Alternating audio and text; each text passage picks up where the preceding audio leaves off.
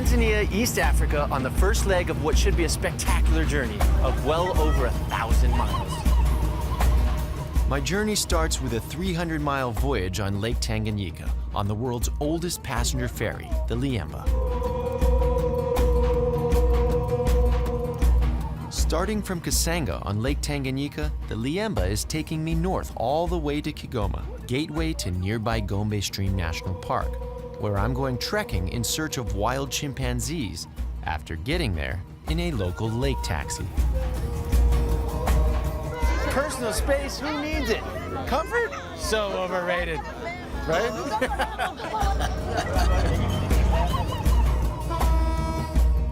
From Kigoma, I then travel by train 750 miles east to Tanzania's biggest city, Dar es Salaam, and the nearby port of Bagamoyo, from where I end my journey sailing to Zanzibar.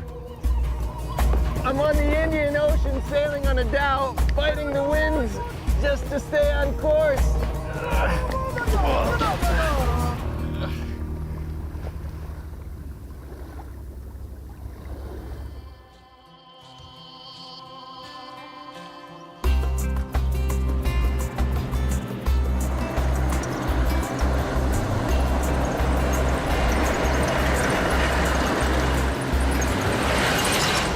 This is supposed to be a boat journey, and yet it's a big adventure just getting to Lake Tanganyika. We've been going for 6 hours since we landed at the nearest airport, but we're nearly there.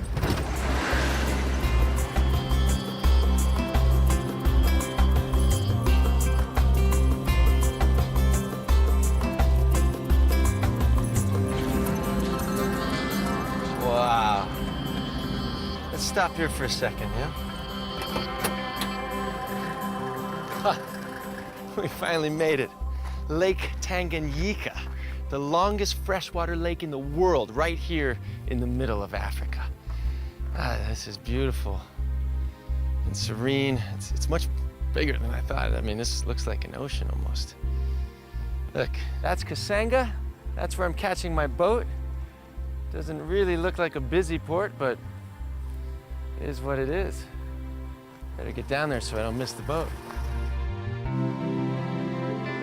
Apart from at Kigoma, 300 miles north, there are no tarmac roads anywhere along the Tanzanian shore of Lake Tanganyika, so going by boat is much the easiest, fastest, and cheapest way to travel along the lake. This is it here? Yes, here. This is the dock for the Liemba? Yes, yes. Ha! Okay, thank you very much. Doesn't look very busy, but I'm told this is the takeoff point. Hello.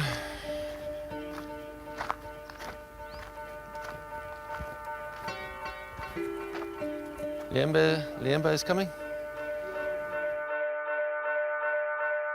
Just after sunset, the Liemba finally arrives.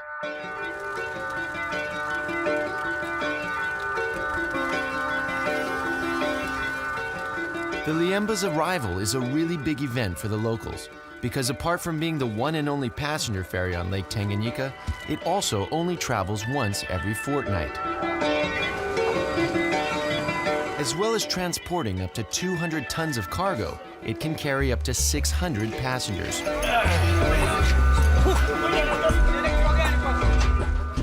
Number 5, 3. This must be it. Yep, number 1. Hey, not bad. Got my own personal space on a very busy boat. But it looks like I might have a roommate. It's a little warm. Yep, that works. That's good. All right, well,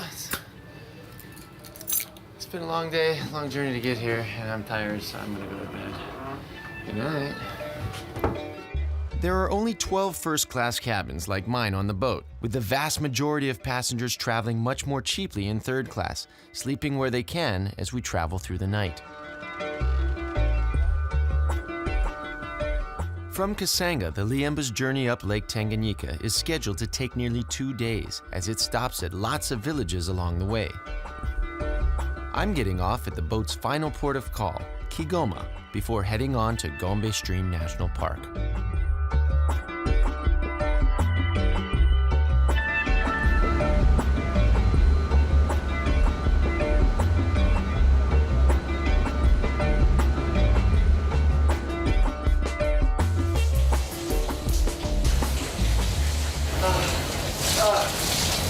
Doesn't smell the best in here, but the shower sure feels good.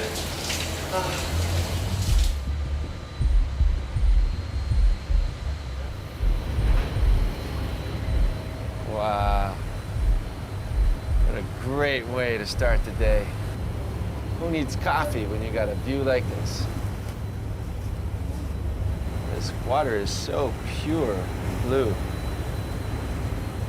Ah. Life on the lake, huh?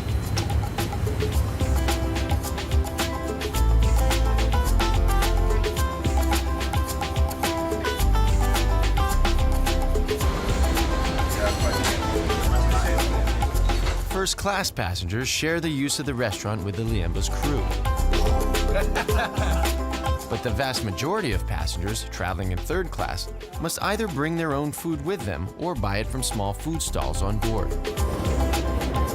How much are the bananas? Banana, 500. 500, so that's like 25 cents for a bunch. So there we go there. Well, I just want one banana, so you want one? Yeah, thanks. Why not, right?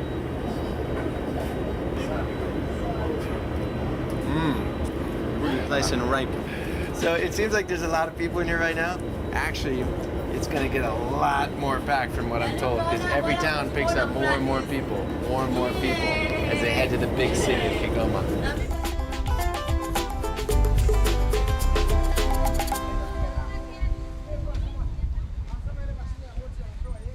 All right, so here's how it works. The Liemba pulls up to certain towns and villages, blows its horn really loudly, alerts them. They come out here. Most of these places don't have a dock, so they have to get in a boat, and they come on out and they exchange passengers or goods, do their thing, and then we move on. This is very chaotic, this whole process of getting on and off. It happens at every stop, and there's people pushing, shoving, shouting, screaming. Not just people, you got mattresses, look at that, and materials and suitcases. And they're bobbing up and down. It has to happen now through this one little door. I worry for these guys, and they're really scared they're gonna miss the boat. Horn blowing. If they do miss it, they don't get another chance for 2 more weeks. They need my help, okay? Cut me some slack here. I don't know what I'm doing. Faster, faster, faster, faster. Come on, come on. Come on, come on, go, go, go. Bye-bye. Bye. Well, what about you? Are you enjoying I really enjoyed the this. transport? Yeah. Even foreigners have a good time with this. Yes, yes. I myself included.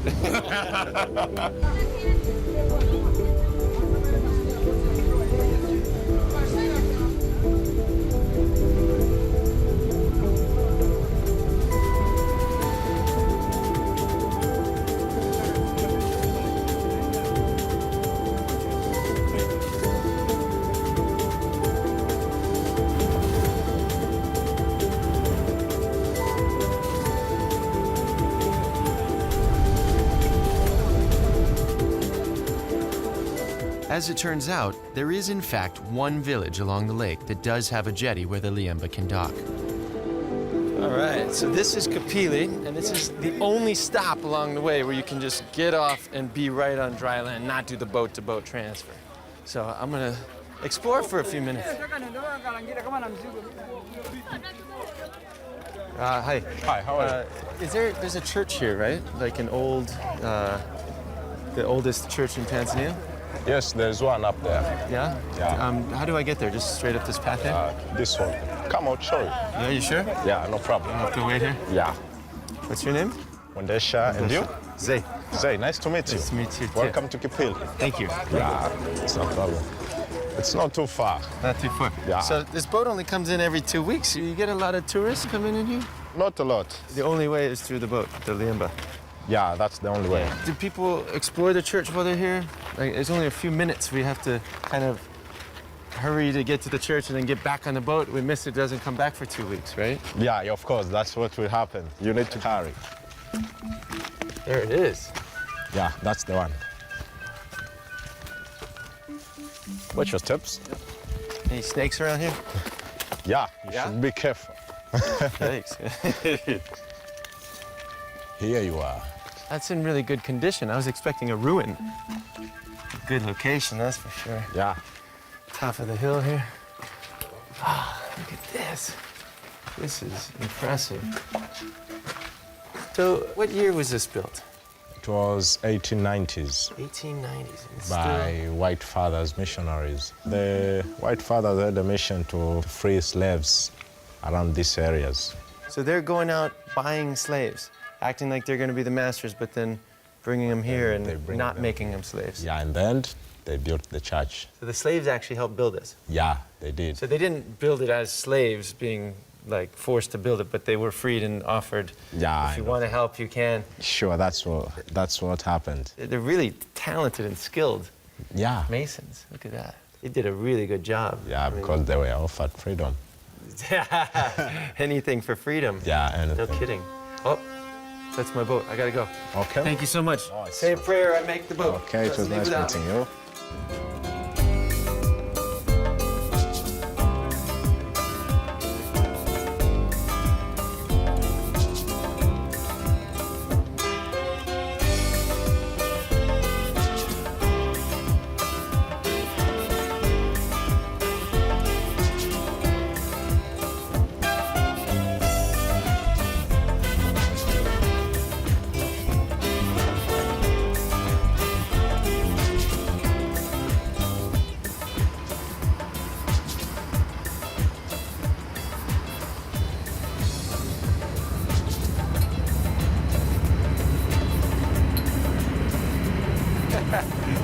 It says fire horse.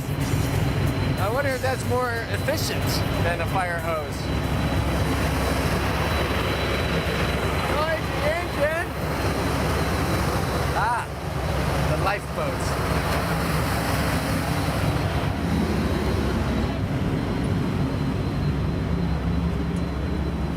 I'm a little concerned here because as you can see, each lifeboat only carries 39 people and there's only 2 on board. Now, I'm no mathematician, but that seems entirely inadequate for a boat that can carry more than 500 people.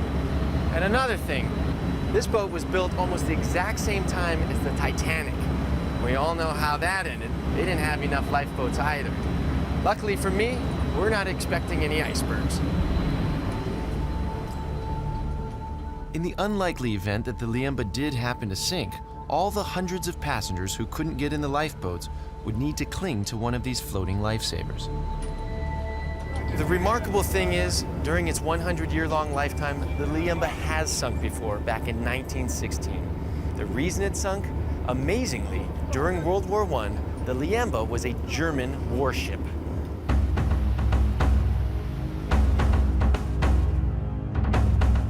When it was built in 1913, the Liemba, originally named the Graf von Goertzen, was intended as a passenger ship on Lake Tanganyika, which was then part of colonial German East Africa. But when war broke out in 1914, it was converted into a warship and fitted with powerful guns designed to sink an enemy ship up to 7 miles away. World War I, although it mainly took place in Europe, of course, grew to involve Europe's many African colonies. Lake Tanganyika, in particular, bordered not just German East Africa, but also British Northern Rhodesia and the Belgian Congo. The Graf von Goertzen was used by the Germans as a troop ship to ferry its soldiers across the lake. But as it turned out, it never got the chance to fire its guns in anger. In June 1916, the Liemba, or Graf von Goertzen as it was called back then, was bombed from the air by Belgian seaplanes. A month later, with Allied ground forces closing in, The German commanders felt they had no other choice but to scuttle it or sink it themselves to prevent the British or Belgians from capturing it intact. After the war ended in 1918, the location of the sunken ship was discovered by the British and the Belgians. As it had been scuttled in shallow water, an ambitious recovery operation could be launched. And in 1924, after over a year's hard work, the huge 1,600-ton, 230-foot-long ship was raised to the surface successfully. Then renovated and renamed the Liemba. By the late 1920s, it was back in service as a passenger ship. It's absolutely astonishing that a ship this size could be raised from the bottom of the lake. And even more impressive, that after 8 years of being completely submerged underwater, from 1916 to 1924, that it was still in good enough condition to be put back into operation and is still being used today.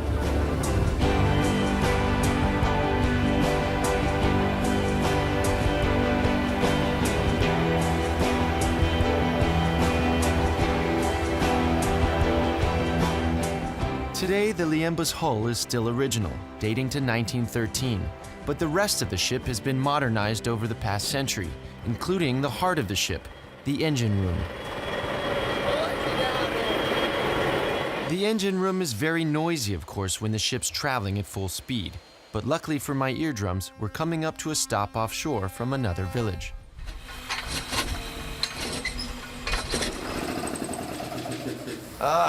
Hi, how are you? Hello, fine, and you? Good, thank you. You're welcome. So this surely isn't the original engine that was here when it was built in 1913? No.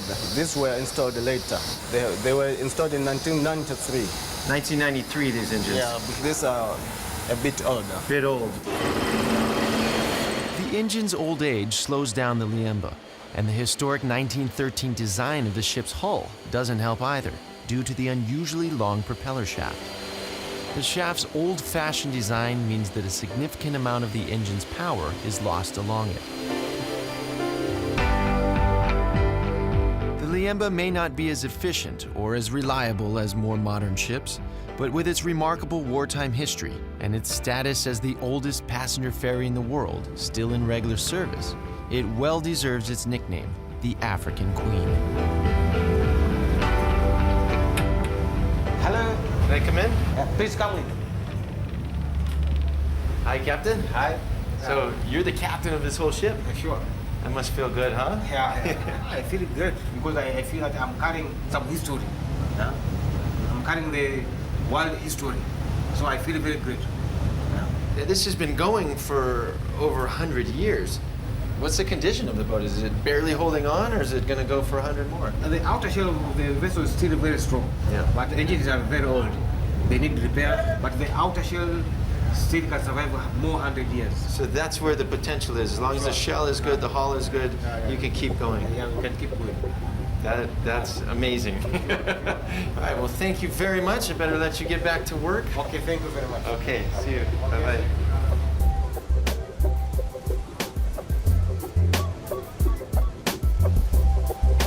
For all of its history, of course, the Liemba isn't as fast as more modern ships, but it's no bother. No one's in any rush, and it's a beautiful journey.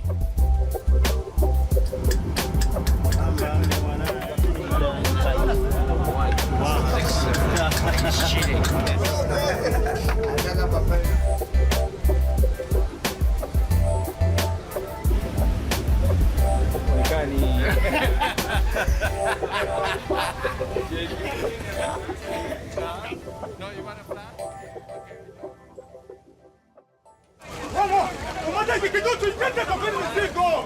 We're into the last few hours of the voyage, but all through the night we continue to stop offshore from villages for more and more passengers to clamber on board.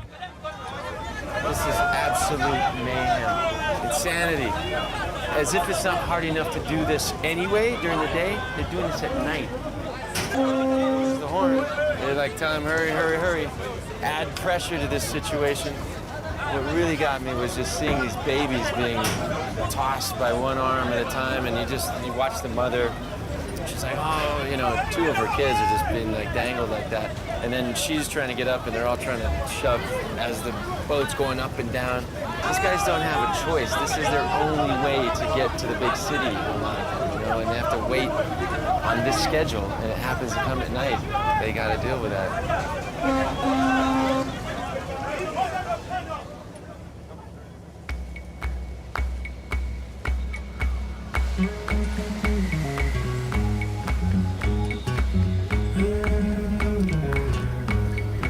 Morning.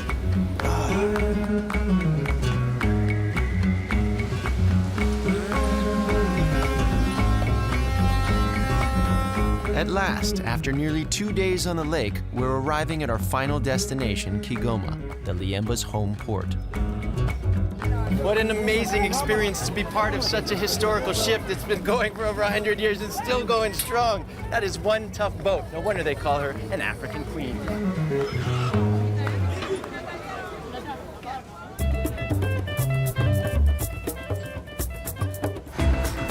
Spreading inland from the port, Kigoma is by far the biggest Tanzanian town on Lake Tanganyika. It's a bustling, colorful place, but for the traveler, its main claim to fame is as a jumping-off point for nearby Gombe Stream National Park, one of the best places in the world to see chimpanzees in the wild. Keep it easy. Excellent. All right. There we go.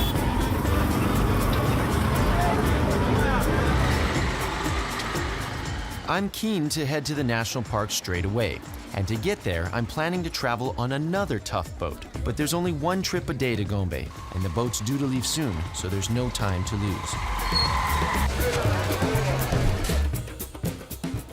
I'm traveling by boat on this next leg of my journey, not just by choice, but because Gombe Stream National Park isn't reachable by road. Catching a boat is the only way to get there. You can hire a private boat to get to Gombe, but it'll cost you at least $200, which is fine if you're in a group, but it's a lot for one person.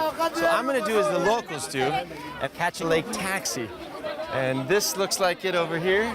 Could be an interesting trip. Is this going to Gombe? Yeah, that's the boat is going Gombe. No, it's now on. So how do I get there? too. You're going there? Okay. Yeah, okay. We can go together.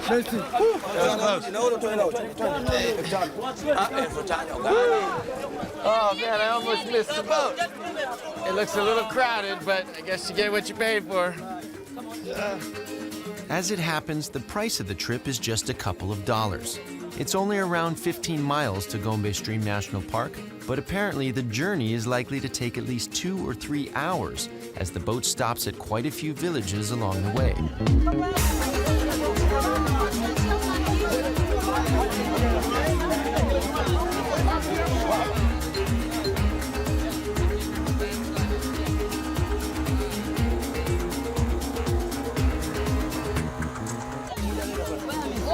It's nice to finally stop. We're closer there. We've been going for an hour and a half. So this is the last stop, huh, before Gombe? Yeah. Oh, it certainly is a long trip to be squished in like this, huh? Yeah. And you guys do this regularly? Yeah. All the time? Yeah, But it's very crowded. the other option was to hire a private taxi boat, and that would be $200. So I'm saving $198. It's worth it, I think. Yeah. You got to get used to people's hands just coming and landing on your neck, don't you? It's really crowded. Yeah. But there is no way to escape it. Yeah. I mean, this is the only way to get to Gombe. Yeah. And it only comes once a day. Yeah. So everyone scrambles to get on it. Yeah. And everyone's accommodating. Yes.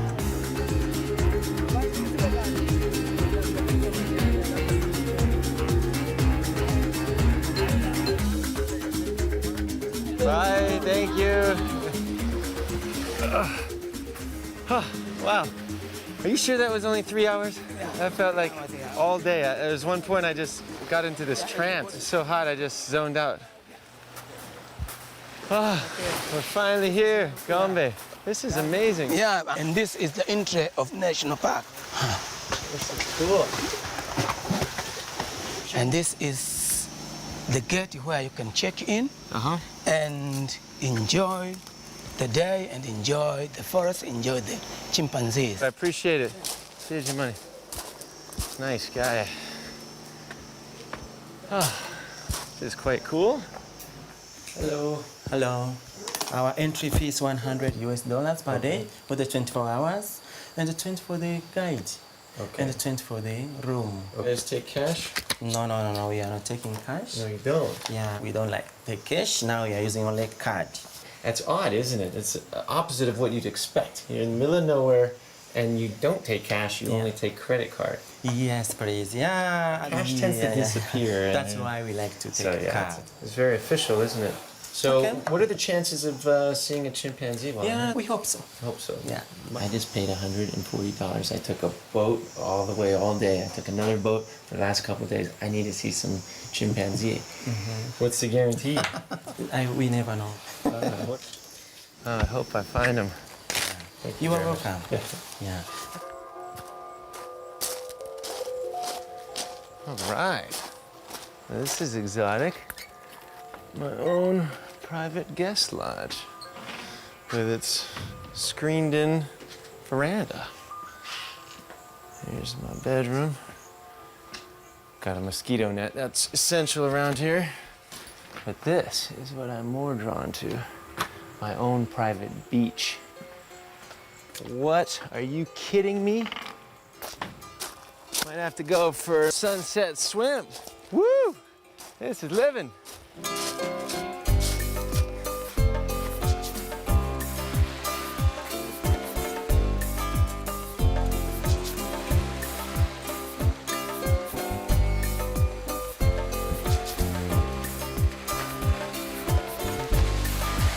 Oh, and it's nice too. Woo! It's big enough to be an ocean, but it's fresh water. This is so nice.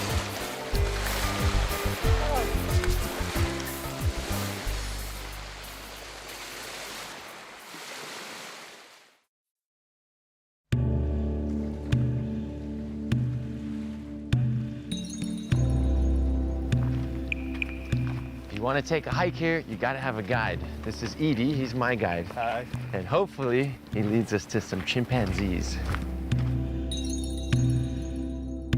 We're hiking high up into the mountains where the chimpanzees were last seen yesterday evening by the National Park's trackers who follow the chimps' movements. And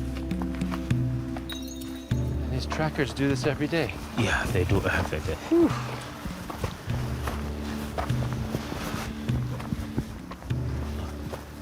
This is a good place to radio the trackers, just know where the chimps are. The reception's better up here. Yeah. Mlongwe. Tuko hapa James Peak. Na wanafanya nini sasa? Wanakula au wanapanda juu hapa?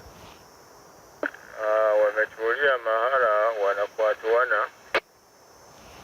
Yeah, asante sana. Okay, so what they say, the chimps are there. Let me show you where they are. They are a little bit down from the grass. Okay. Why are they so high? Yeah, they are there because around that place is where you can find a lot of fruits. That's why they go there. Okay, yeah. Smart. This is exciting. Let's go see them. Yeah.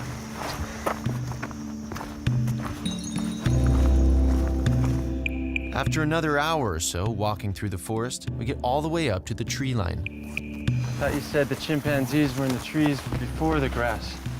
Yeah. In order to reach there, we have to come up to the grass, then we go down there. We gotta go over to the next ridge. Once we've crossed the ridge, we get back into the forest, and finally, we're nearly there. The chimpanzees, it seems, aren't far ahead. What? Can you hear them? That are chimps. That's them. Yeah. Since the chimpanzees are always on the move through the forest in order to find the best ripe fruits, they're hard to find near the trail. But today, my luck is in. The main group of chimpanzees is still ahead of us. But before long, we catch up with a couple of stragglers right by the trail, a mother and her daughter. There's one in the tree. There's one down here. Just so loud here. So we can see some on the ground there. Let's go a little closer.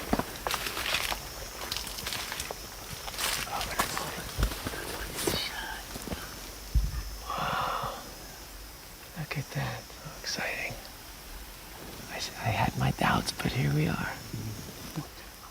Amazingly, we can get even closer to the chimpanzees because here at Gombe, as they've been so extensively studied by researchers, they aren't scared of humans. They're just eating the fruits. It's called miswankala. Miswankala. Miswankala, that is the local name, and it is Uvaria angolensis. That is the scientific name. Scientific name. So they eat the ones that are ripe. So they just suck the juices and then spit out the seeds. Yeah. Should we be scared? What should we do? This is Sunday. She used to people. She's used to people. She's good. She's good. That's incredible. She's 42. 42? 42. How old do chimpanzees usually live to be? Well, they go up to 50. 50? To 55, yeah. So she's 42 out of... She's almost lived her full life then, huh? And what's this one named? This is Siri. Siri? Yeah, it's the baby of Sunday. She's the baby, yeah? She's about 9 years. 9. This is incredible.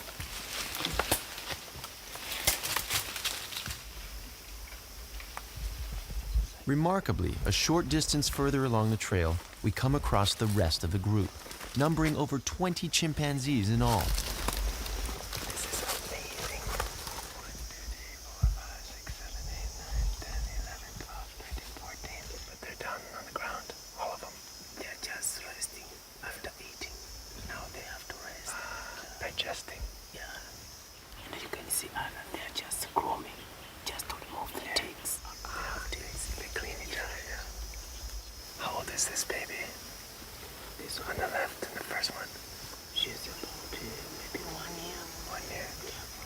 Each one of these chimps has been accounted for. You guys know their age and their history. Everyone in the whole jungle. That's amazing. But one of the group is missing, the leader, the alpha male.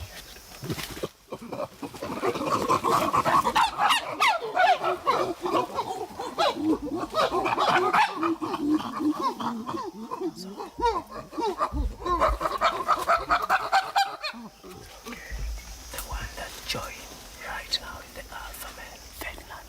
Ferdinand. He's 23 now. That's him in the middle now. They're respecting him. So that is the boss of the community. I did not even see him. He was right by me. He keeps his eye on us, huh? As the alpha male, Ferdinand has fathered lots of babies by many different females. The babies, who'll stay dependent on their mothers in the extended family group for up to 7 years or more, spend much of their time playing, practicing the skills they'll need in adulthood. Ferdinand, it seems, has decided it's time to move on. Where the alpha male leads, the others follow. Oh, here comes a little baby. They just swing on in, don't they? Oh, and he made it. So the baby ones seem to have like a pink face and the older ones have a dark black face. Is that part of the aging process? Yeah. It's amazing how similar they are to humans. You know, their nails look just like human fingers. And their faces are just very similar to ours and expressive. And as you can see, you can differentiate them by face. Because of their individual looking faces, you can just tell right away who they are. Yeah. Much like people, we can, once you get to know them, you realize each one is unique. Yeah. So, They fart. just like humans.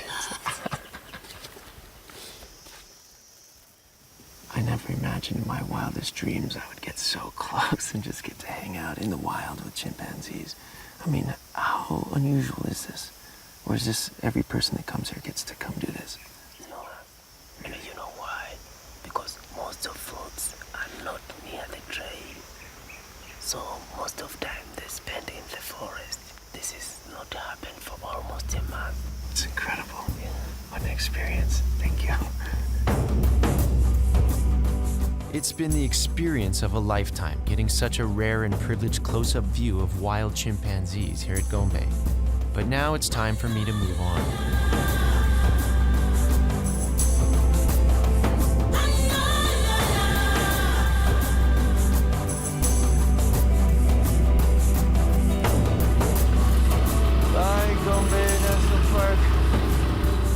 From Gombe, I get a lift back towards Kigoma in the national park's own boat, so fortunately, I don't have to wait around for the once-a-day lake taxi.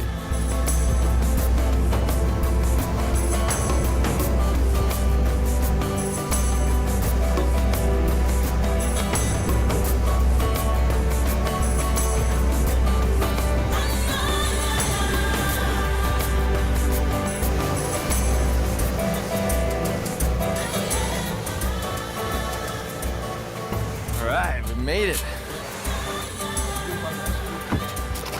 Wow. Edie, Yo. you're a rock star. Thank you. You are welcome. Thank you so much. You are welcome. Amazing experience. I'll always remember that. Yeah. Appreciate it. Thank you. Bye. Ah. Nice.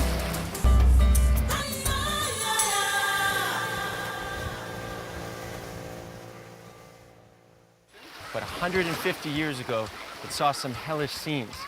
Back then, Ujiji was the main port on Lake Tanganyika. And over the years, hundreds of thousands of slaves who were captured from the Congo across the lake were landed here in big wooden sailing boats, not so different from this one here.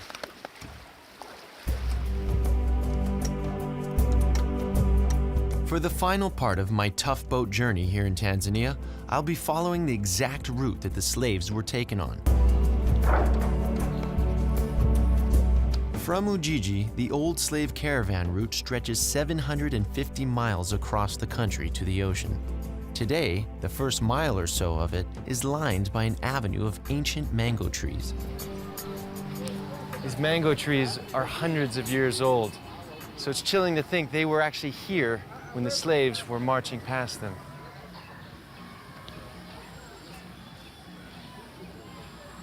It may seem pretty now, but it's estimated that up to 1.5 million slaves marched this route from Central Africa to the East Coast. Along the way, tens of thousands died. If they were sick, if they couldn't keep up, they were just left here. So this is actually a road of death.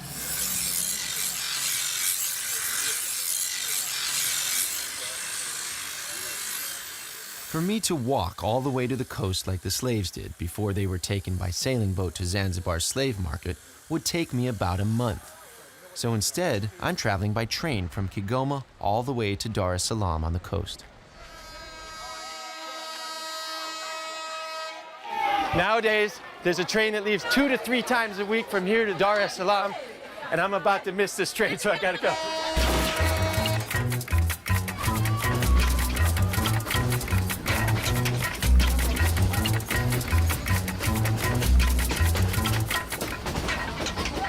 All right, so I bought my ticket in advance. It's 75,000 Tanzanian shillings, which is less than $40. Not bad. Actually really cheap for first class and a journey of over a day and a half. I'm in third class now, so I've got to get all the way to the front of the train.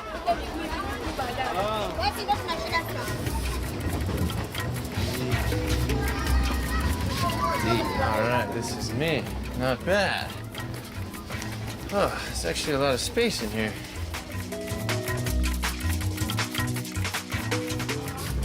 Ah, thank you. Ah, look at that frosting. Ah. Now I can sit back and enjoy the ride. Ah, the scenery is beautiful outside, but I have to keep reminding myself that every step along this journey, the slave caravan came along. I'm trying to take that in as well to appreciate just how long this was if they were forced to walk. The train journey from Kigoma does in fact follow almost exactly the 750-mile-long route that the slaves walked 150 years ago on their way to the coast and Zanzibar's slave market, diverging only at the end near Dar es Salaam. For me, imagining the horrific suffering the slaves experienced on this route puts into helpful perspective the tiny hardships of train travel today, even in first class. This light system is very ancient. You just connect these or take them off. Oops. Sorry. Hi. Hello. I'm just getting light in here That's how you do it, right? Like that. Okay. Hi, how are you? How are you? I'm fine. Good. How Hi, do Fred. Good. We have a problem Uh-huh. of theft. A theft problem. Yeah, theft Okay. problem. Because of that, I would like to tell you that you have to make sure the window is closed when you are ready to sleep. Okay. So we have a problem of thief over the roof. There's And thieves on the roof? Yeah. It's coming yeah, from the roof and yeah, enter my room. Yeah. In your room. Through Scary. the window. This happens a lot. A lot of the time. Several times. Okay. So here we are just closing the window like this. Uh-huh. Put the wood here. Oh, I see. Okay, so you use the stick Use to the stick. keep it closed. Okay, so So keep the this locked all night. Yeah. All right. Make sure the door is closed. And You lock the door. Okay. Thank you, Fred. Thank you very much.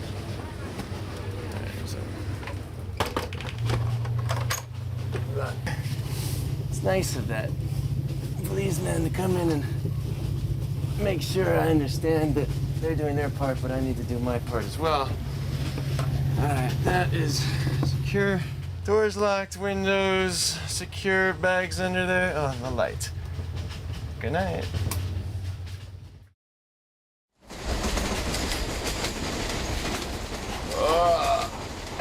Oh, good morning. Well, I had a pretty good sleep, or should I say sleeps. It's very off and on. They blow the horn really loud at every stop, and then the stops are sometimes quite abrupt where it jerks you and jolts you up. But put all those little pieces together, I'm happy I slept. Let's see, the bag is still here, that's good. That means this window worked. Yep, first class is the way to go. Whoa, what is this? Ha! Was I just saying this is first class? It's hilarious. All right.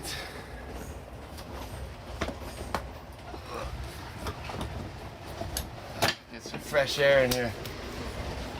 Oh, nice out.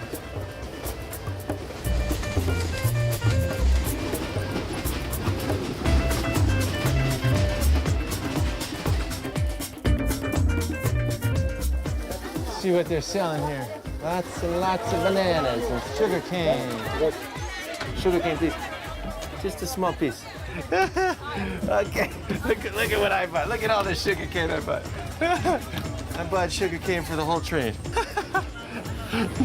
Now I just got to figure out how I'm going to eat all this. I'm going to have so much sugar, I'm going to be amped up by the time I get there. Sugar cane for everyone! Woo! You want a piece of sugar cane?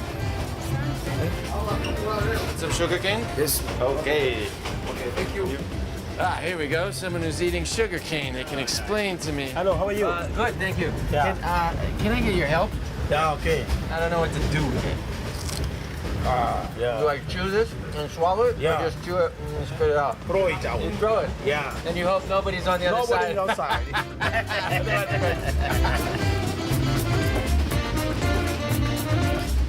At lots of the stations along the way, there are people selling local souvenirs, but you've got to be quick to buy stuff because the train only stops for a few minutes. What do you got? What do you got? Wooden spoons? Those are pretty. How much? 500. Beautiful. Let me get 2.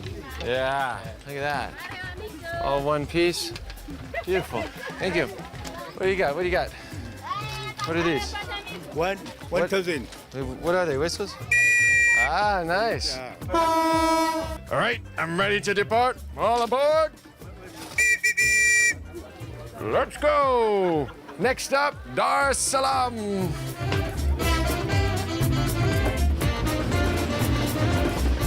Finally, after a few more hours traveling through the countryside towards the coast, we reached Dar es Salaam and the end of the line.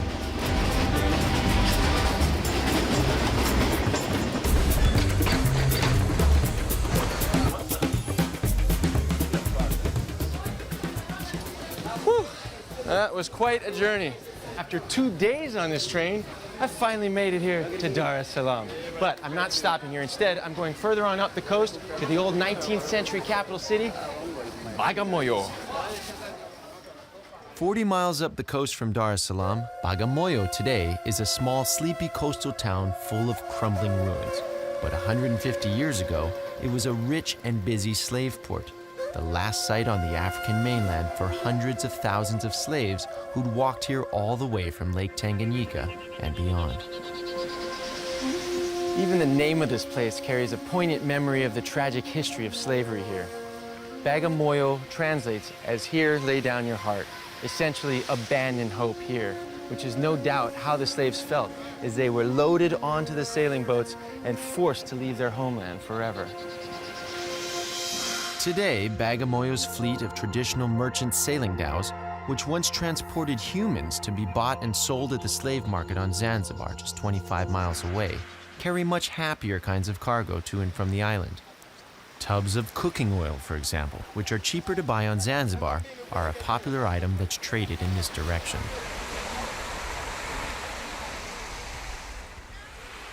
Tomorrow morning, many of the dhows will be sailing back to Zanzibar with other goods that are cheaper here on the mainland. To end my tough boat journey here in Tanzania, I'm hoping to hitch a ride to Zanzibar on one of the dhows. I just need to find a friendly captain who will take me. Excuse me, do you know where I can find the captain of one of these boats here? Idi. Edie. You okay? This guy in the red shirt? This one here? Edie. Sasa ukiangalia ndio unaonekana zaidi za hata sura yake. Jambo. Hello. Are you the captain of one of these boats? Yeah, I'm the captain of the boat. Hi, I'm Zay. I'm Edie. Edie, nice to meet you. Are you guys making a trip anytime soon to Zanzibar? Yeah, we expect to leave at 6 a.m. 6 a.m. tomorrow. Yeah. Excellent. I'm wondering if I can hop on board with you guys, just catch a ride, I'll pay, but just, I need a ride. No problem. It's possible? Yes. Yeah. So how much would that cost? Okay. Pay me $200. 200? Yeah. No, it's too much. I'll give you 150. You want it? Okay. Let's not complain. Okay. All right. You happy with that? Yeah. Okay. Excellent. So I'll see you what time tomorrow? 6 a.m. 6 a.m. All right. I'll see you then. Okay. Asante sana. Very good. Okay.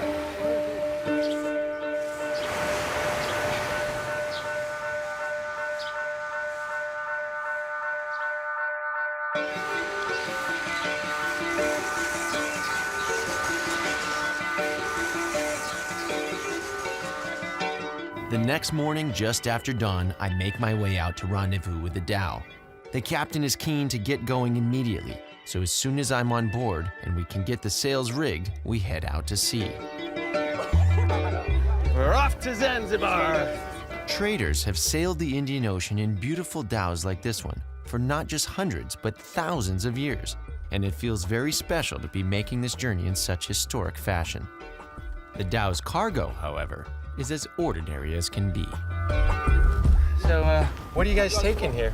We have tomatoes, carrots, potatoes, chocolates. So it's mostly produce you're bringing to the island. They don't grow it over there, huh? Yeah. So we're going very slow. Is this the pace we go the whole time? Yeah. Especially if you have the wind like this, you have to go slowly. So how long will it take to get to Zanzibar? 5 or 6 hours, but all of this depends how the wind it blows. 5 or 6 hours? Yeah. That is a long day. Well, we better hope for some wind. Well, it's good that it's not too sunny yet, because it's going to get hot, huh? Yeah. Before long, as the sun climbs higher in the sky, the heat does kick in, which helps the wind pick up too. To make the most of it, we have to re-rig the sail. This is tough work, huh? You pull with your whole body weight and it barely moves. That's strong. When you look up at it, it's like, woo!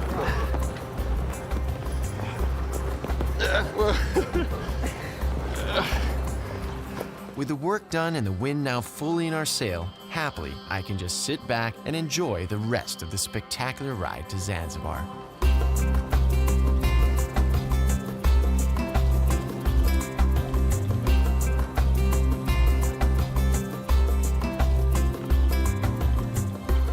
Finally, we see the coastline of Zanzibar in the distance. We're almost there. For me, sailing to Zanzibar has been a really enjoyable end to my Tanzanian adventure. But of course, 150 years ago, this voyage was a tragedy for huge numbers of people. The name Zanzibar sounds fantastically exotic and romantic. But let's not forget that over 1.5 million slaves were shipped to Zanzibar on boats like this in the 19th century to be sold at the slave market. That's over 1.5 million lives crushed for profit. Zanzibar, of course, is just one of many places in the world that once profited hugely from the selling of slaves. And in any case, today that history is long in the past. For me, stepping ashore will be the end of what's been an amazing Tanzanian journey. Life is tough here, and so are the boats I've traveled on. Starting with the remarkable Liemba on Lake Tanganyika and finishing here on this beautiful, hard-working dhow, this whole trip has been an amazing experience and one that I'll never forget.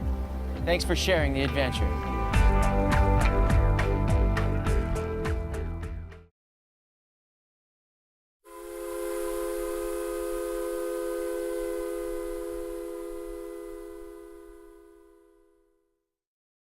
For thousands of years, the lives of the Filipino people have revolved around the ocean, its tides, its temperament, and its spectacular bounty.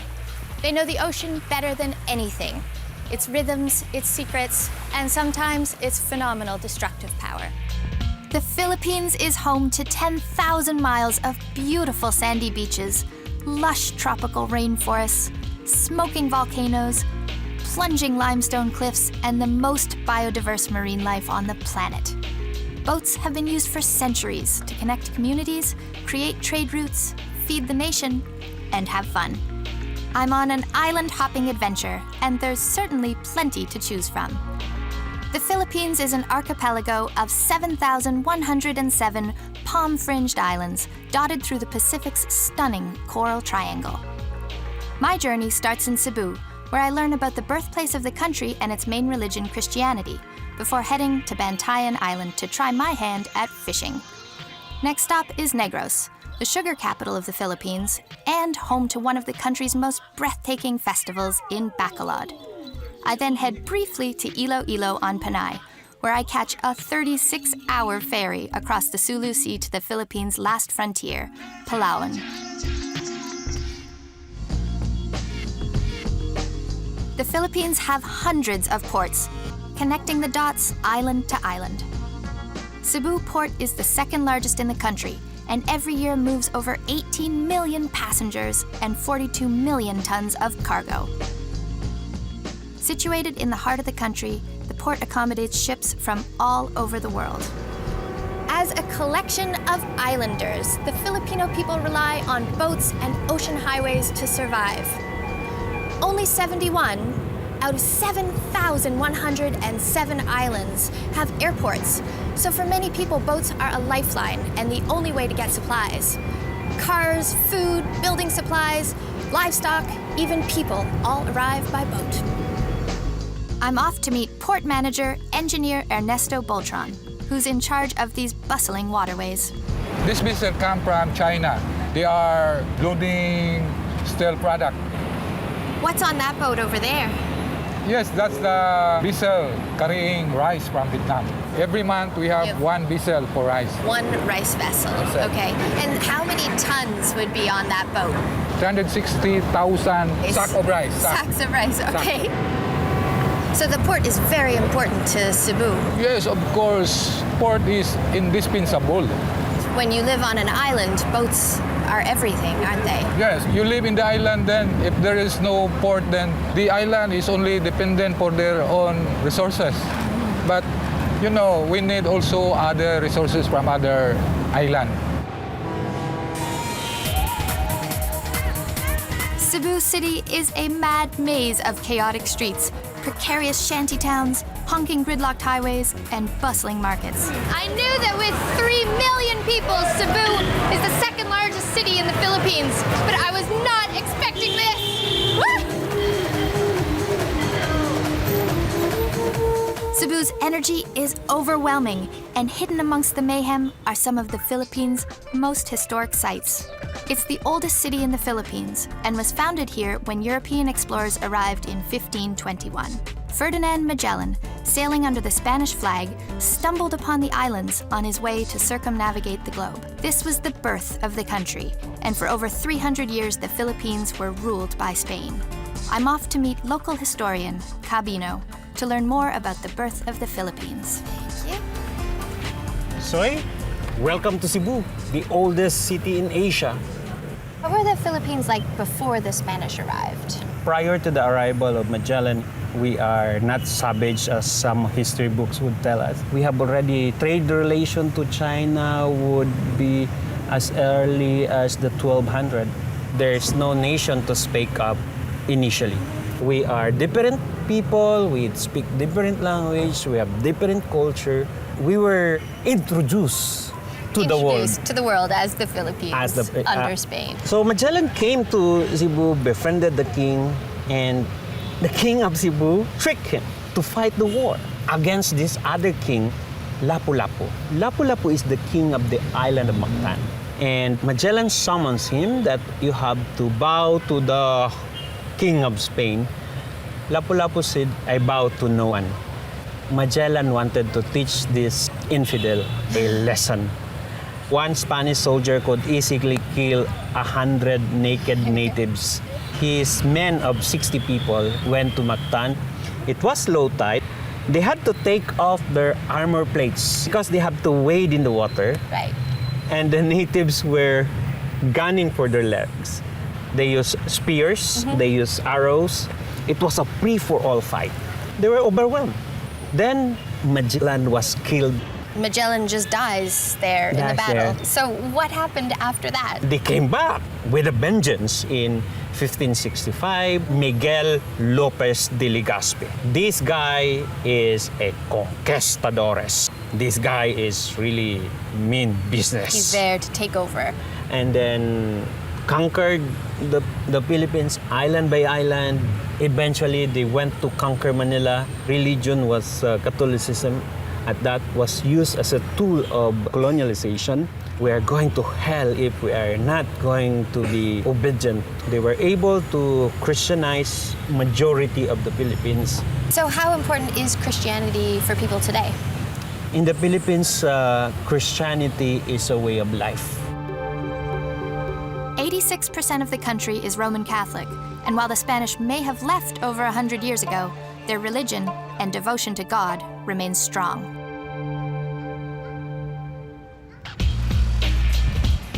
The first thing I do in a new country is check out the menu.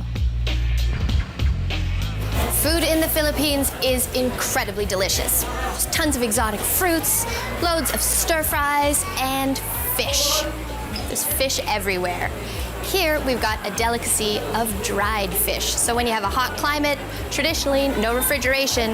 If you don't sell the catch of the day fast, you've got to preserve it. So this is all salted, dried, and I've heard that once you get past the initial aroma, it's pretty good.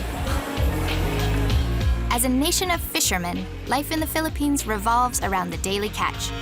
Fish is a staple here and can be eaten 3 meals a day.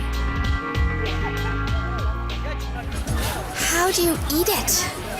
This is like flattened, pressed. It's like flower petals. What is this? Pusit, squid. Squid? Yes. No. Very delicious in Cebu in pusit. Yeah. It's crispy. Crispy. Okay. What's that one? This like one is strips pusit. Fish. Oh, it's you so slice pretty. this one. Slice. Yeah. Whoa. Salad flakes. Yes. This does not look like a food item. Do you cut it all up? Yeah, you cut it, you fry it. Okay. I wouldn't want to cut this up. Just want to write an old letter on it or something. It looks like parchment paper. What do people like to eat the most? The most is danggit. Can I take a small bag of those ones? Just enough for one person? Yeah, you one person is 10 pieces. Okay. I cook, then you eat. Okay, 10 pieces. 10 pieces.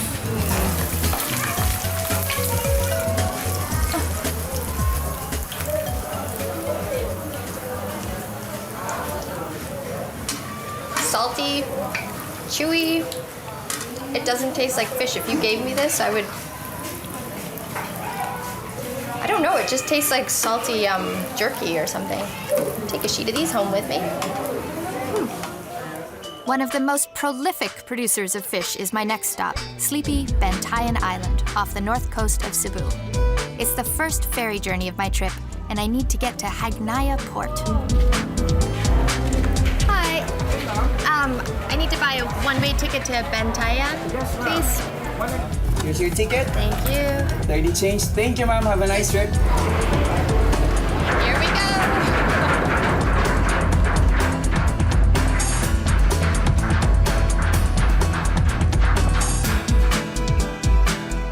It's a 4-hour drive from Cebu City to Hagnaya Port. From there, I'm catching an hour ferry to Santa Fe Village on Bantayan Island. Night falls so quickly here. 1 minute, it's like a bright sunny day, and the next, sun just drops. We're sailing away into velvety darkness.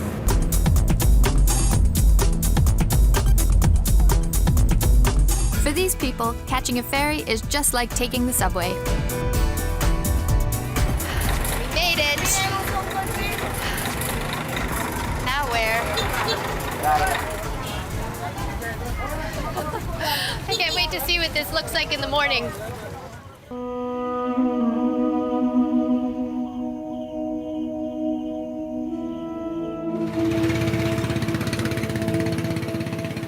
Hello. Hello, hi. Are you Em? Yes, ma'am. Welcome. Thank you. Nice to meet you. Whoa, it's Same to you, ma'am. slippery. Okay.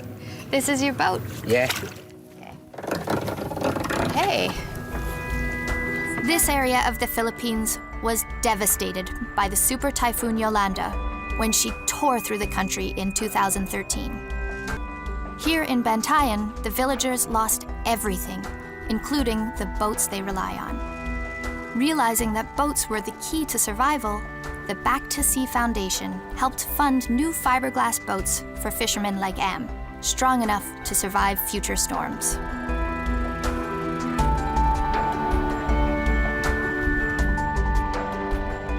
When Typhoon Yolanda hit, what happened to your home? Totally destroyed. Totally destroyed, everything gone. Everything. A daughter get crying. I'm shocking. How long have you been fishing? Since birth. Since birth. So your father was a fisherman? Yeah. Was his father a fisherman? Yeah. And his father? Inheritance. Yeah. And what about your children? Are they fishermen too? No, because I don't want my children like me. Why is that? Because when you're fisherman, you are always fisherman. Not like when you have work, there is sometimes 1 week no income, sometimes no catching the fish because of waves. And everybody is in the same situation, right? Yeah, The whole village. The whole. Yeah. Have you noticed that the fish population has gone down? In time of our father, there is so many fish. So it depends now, especially when the climate change. Mm-hmm. Do you think you could teach me how to fish? Yeah. Yeah, even for a beginner. Yeah. Okay. Yeah, I'd love to.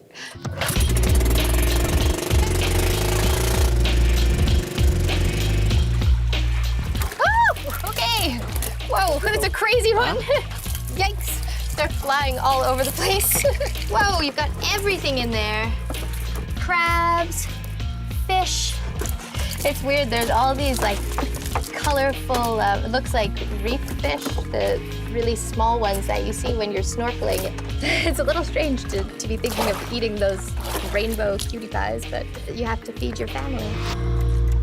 Am and his family live on Botigas Island, a tiny fishing settlement 2 miles off Bantayan. Wow. Hello. So this is your house? Yeah. Nice. Can we take a look inside? Yes. That's our pig. Oh, she's big. It's a big mama. Living room? That's the kitchen? Yeah. Great. But Can I look out back? Yeah. So there are 3 of you living here now? Yeah. Yeah, you, your wife, Your wife, and my your daughter. Yeah. Angel Claire. Angel Claire. It's so nice. Thank you so much for giving me a tour. I feel so completely privileged to be able to take a peek inside a life that is so different from what I know. It's a beautiful place you have here. It's really nice. Okay. Now can we get some lunch? Yeah. Okay.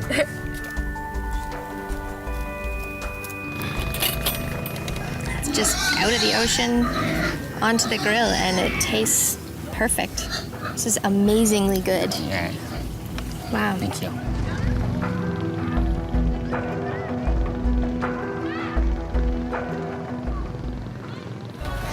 I'm leaving Bantayan, island of fish and eggs, as you can see.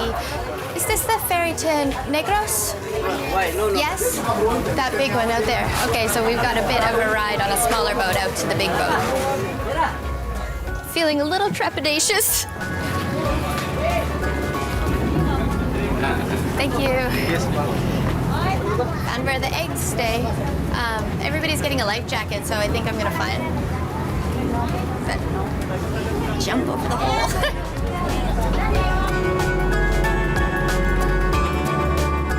From Bantayan village, my next ferry crosses the Visayan Sea to Cadiz on the north coast of Negros.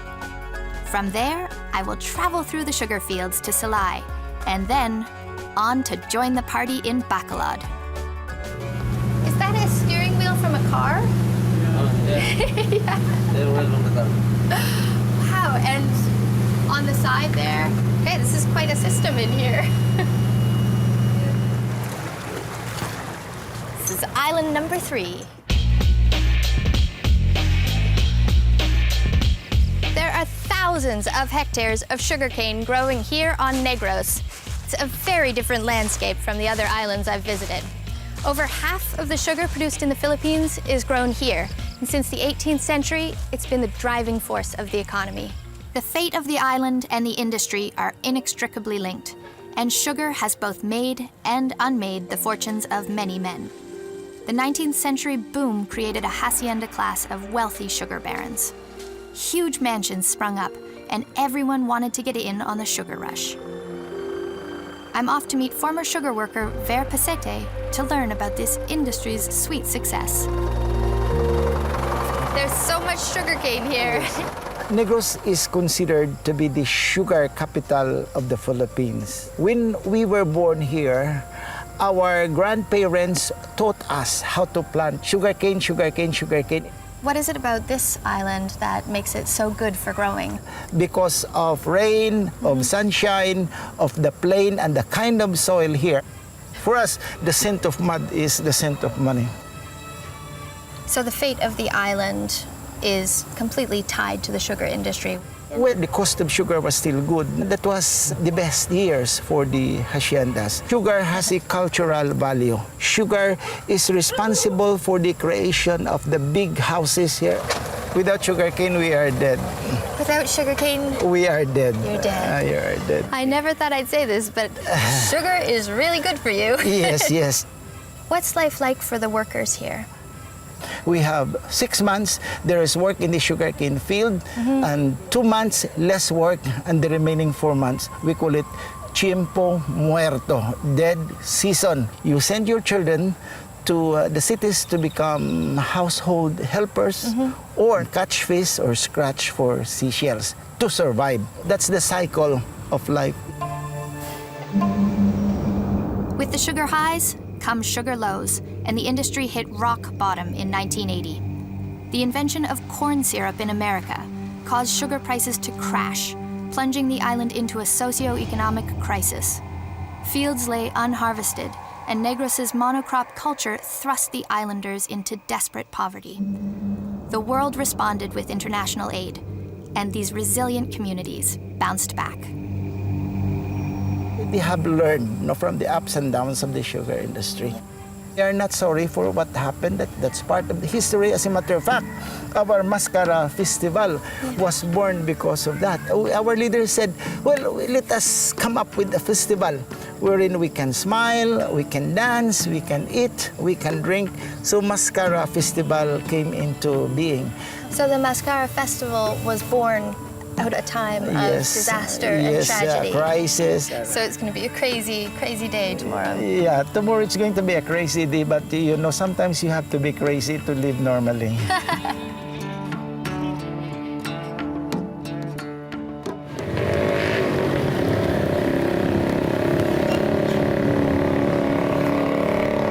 Every year, the city of Bacolod explodes with spirit for the Festival of Mascara. It lasts 3 weeks in October and culminates in the Interbarangay street dance competition. I'm here to meet the defending champions, Team Granada. The The event is the highlight in the Negros calendar and one of the Philippines' most vibrant and colorful festivals. It's intensely competitive and takes months of preparation from each barangay, or neighborhood team. There's only a few hours to go, and it's a mad scramble to get all the final preparations done in time. Look at how detailed this is. Look at this. This is unbelievable. All of these feathers. All of the feathers, jewels, everything Yes. glued on. It's all handmade. The mastermind behind Granada's success is choreographer Jordem Casabuena. Having won the championship for the last 2 years running, this year the pressure is really on, and they are hoping for a Grand Slam victory. How are you? I'm fine. You look very calm for being the captain of this whole thing. Not really. It's No. stressful. Inside, Yeah, you're yeah. freaking out a little Yeah. You wanna dance? bit. Yeah. In the street? Yeah. It's a joyful dance. Okay. Because you want some costume? Yeah. Do you want to wear? Yep, I'd love to. Yeah. I'm getting really nervous now. Okay. You wanna enjoy? Yes, I will enjoy. Okay. Thank you. Bye. Bye-bye. I can feel the tension growing. People are starting to get costumed up and getting nervous. Really nervous, actually. This is high stakes. It's your costume. Jordan, it's beautiful. Yes. There's less of it than I was expecting. Lots of holes. Good. Okay. Oh, wow. Thank you. This is amazing. I'm going to go put it on. Thank you. Thank you. How do I look? Hi, guys. This is awesome. What would you like me to do? Just go in front. In front? Yeah. Just like a leader. All alone? Yeah. Like a cheerleader? Yeah. Yeah? Do something. 1, 2. Okay. This seems iffy. The other teams look amazing, and the nervous tension is palpable. We're up next, and it's time to make my cheerleading debut. San Pedro, naugis ang balahibo. Ang manok ni San Pedro, pustahi kay sigurado. I'm obviously a natural, but I need to let the professionals take it from here.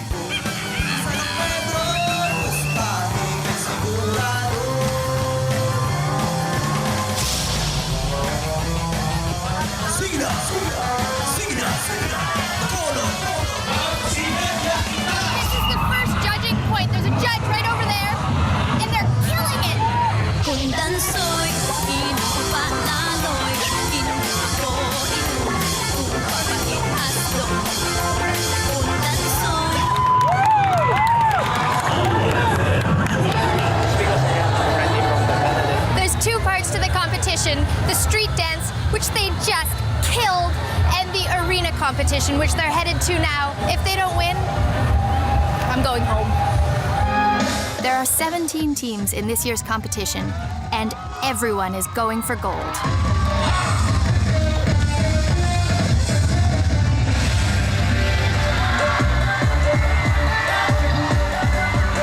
Nagasulog na ang ika-15 natong na performer.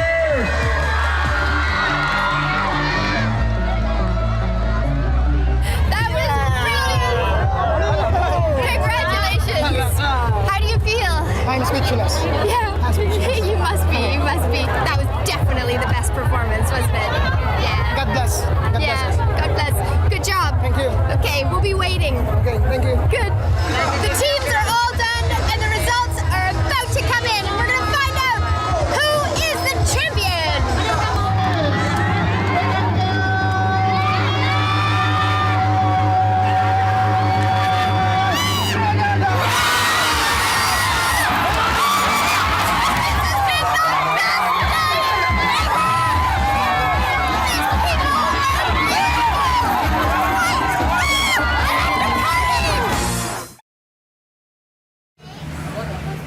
Last night was complete madness. Filipino people know how to party.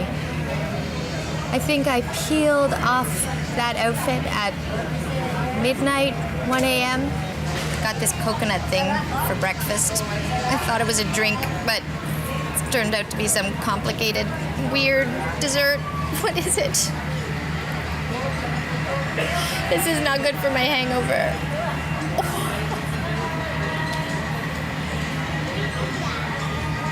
What is this thing? It looks like a slime. This day is off to a really weird start. It's not the best day to be feeling rough, as I have 2 boat journeys ahead of me. Yay! On the way to Iloilo. Yeah, I can deal with this. From Negros, I need to travel to Iloilo City on the island of Panay to catch my last ferry, which will take me across the Sulu Sea, first to Cuyo, and then on to my final destination, Palawan.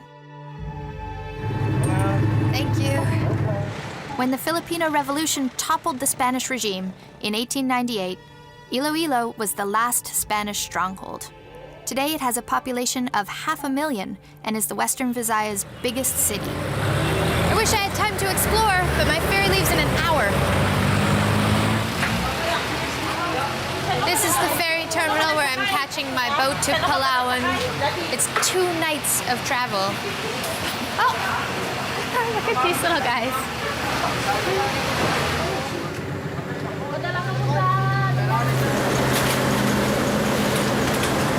I'm gonna try and think positive right now, but this is looking a little beyond my limits. It's really hot, and you really get cozy with your neighbor in here.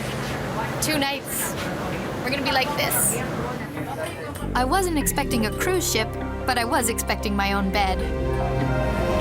The heat and the smell of whatever's in those packages is really overwhelming right now. And I am ashamed to admit that I got tourist class tickets, so through these doors, I hope lies a little relief. This is my home for the next 2 days. These overnight ferries have a capacity for 500 people, and for many Filipinos, they're the only affordable way to travel. It seems like more of a local crowd, though, and I've only spotted 2 tourists on the whole boat. They're sweating it out in the heat downstairs. Jocelyn and Alejandra. Nice to meet you. Nice to meet you. You girls are hardcore. You're out here in the heat. True. What are you doing? Suffering in economy class. I'm kidding. So how are you finding the trip so far? It's been really good overall. The low points are quite low, but the high points are like spectacular. What are the low points? Low points are just like long, sweaty bus rides. Right. It totally outweighs it on the good end. So. Yeah. What was the best thing you've seen? Maybe like Cambuga High Falls or Salagong Beach. I loved it there. Really nice beach and like really beautiful water. So what do you do that you can just leave for a month and a half? Well, I quit my job, so yeah, I was working in finance, but it was pretty boring. So you just quit to travel the world. That's awesome. And what about you? I quit my job too. I was modeling and I wanted to like get out of Los Angeles, so we came to the other side of the world. Yeah, exactly. Well, you're in your jammies. Are you all ready for bed? We are ready. It's been a long day. We're melting. It may be the middle of the night, but it's still 80 degrees and extremely humid. Time to retreat back to the aircon. I'm gonna go brush my teeth.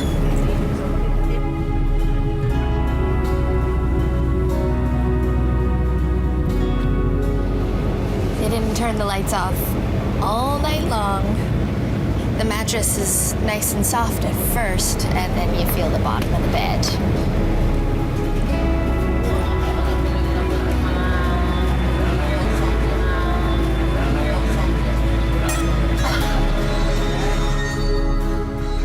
After our night on the ocean, we've cruised 109 nautical miles and are now arriving at our first stop, Cuyo. I've got 6 hours to see as much as I can of Cuyo before I have to get back on the ferry.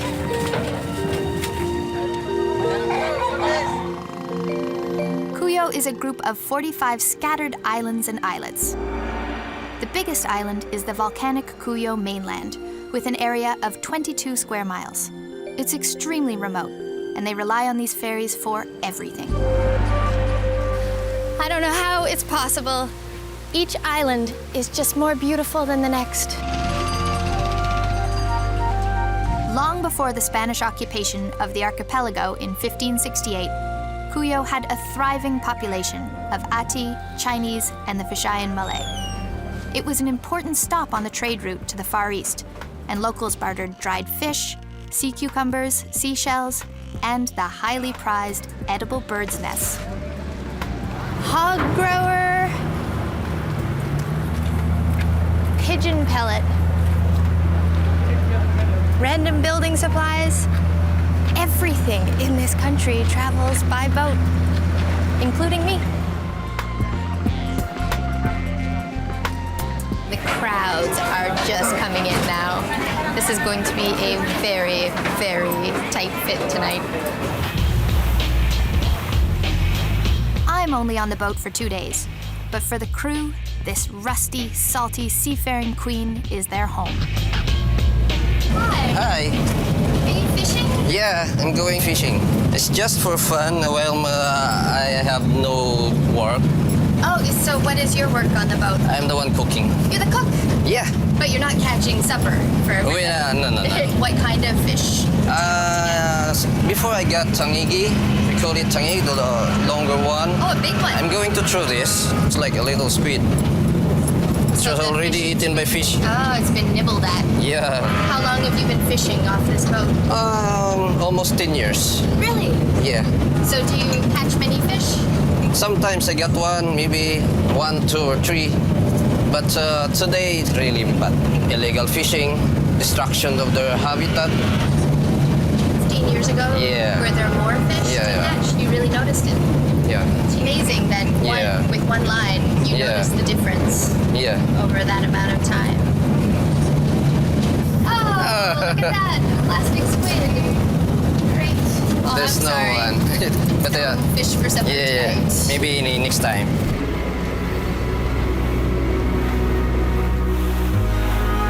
It's definitely not the most comfortable night of my trip. But there is something magical about being rocked to sleep by the waves.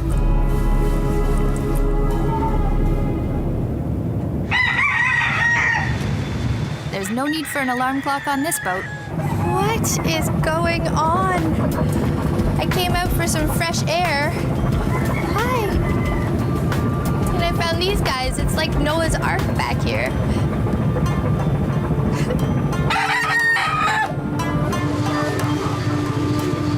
I am so tired, but the thing that has kept me going for almost 40 hours on this lovely boat is the promise of Palawan. And it's so close, we're almost there.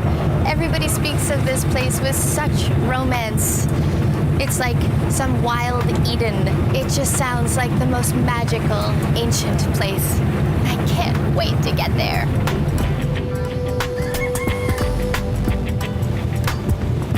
I think everybody's just as relieved as I am to be getting off the boat. Thank you. Yes, dry land. Palawan is known as the Philippines' last ecological frontier. Its landscapes are Jurassic, with deep, tangled jungles, mysterious bat caves, and pristine coral reefs. It's home to ancient people and ancient traditions. Today, Palawan is still home to many indigenous tribes. One of the oldest groups are the nomadic Bajau people, known as sea gypsies. Their lives are inextricably linked to the ocean, and they spend their entire lifetime at sea, living on bamboo houseboats. I'm meeting Jaji and Dubs, Bajau tribesmen who've agreed to take me spearfishing. Traditionally, would the Bajau people spend their entire lives living on the boat without a place on land? Nabuatan niya na mato Yan panday na mga yuktal matay lah. Kasi matay ke buhay na. Nabang mabuhay sa labay hiya buhay kami hay apalam niya bay bono. nahon-dahuan na pala niya ibuno na bay. Dabang kita madila buat itu, misalnya kita mabang, karinginan kita. The Bajau are extraordinary freedivers, diving up to 50 feet on a single breath, and their talents have often been utilized in the pearl trade. Jaji and his family were brought to Palawan from Mindanao in the 80s to hunt for South Sea pearls. Why are the Bajau so good at pearl hunting? Na yung niyabay dati kampuan-buan si kahe. Kaan na makalumaan na samban na sa limabangka. Bisa biyaro. Yata kakain pinagtabang na kami kapisaya. Will you show me how to fish? Yes, pandain naman. There are two tools of the trade. A spear gun, that's a very dangerous looking point there, and an anchor. That's like my nightmare scenario, holding something like this and going underwater. This would take me straight to the bottom.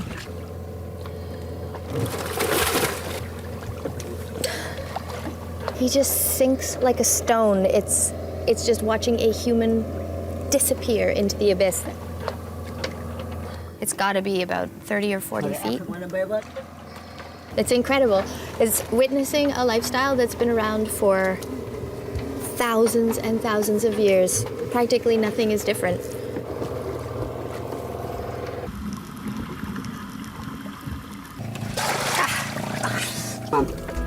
In recent decades, this culture of ancient nomads is facing the challenges of a modern world. Overfishing, piracy, and conflict have threatened this unique way of life, and many of the Bajau people now live in stilt villages along the coast. It's strong? Are you sure? This is your place. Yeah, this is my place and this is my house. Hello, everybody. This is my grandmother. So, all of you. So many people. There are 100 million people in the Philippines now, and the population explosion has led to many, many people living like this. And for people like the Bajau, their ancient way of life has been compromised, and they are being forced to live a more modern way, if you can call this modern. But there are kids everywhere smiling, and everybody's very happy. I'm feeling extremely lucky to have been able to experience a little bit of Bajau culture. The pearl trade in the Philippines is still huge business, and the pearls that are found in Palawan are some of the most valuable in the world. The industry no longer relies on Bajau freedivers, however, and has become both sustainable and high-tech. I'm off to meet Jacques Branelac, owner of Jewel Mare Pearl Farm, to learn more about these exotic gems. Having been bred in a hatchery, at 2 months old, the baby oysters are then taken out to sea, where their growth and progress are strictly monitored. These are the babies. Yes, these are 5-month-old babies. They are 5 months. So delicate. They're still very small. It's transparent.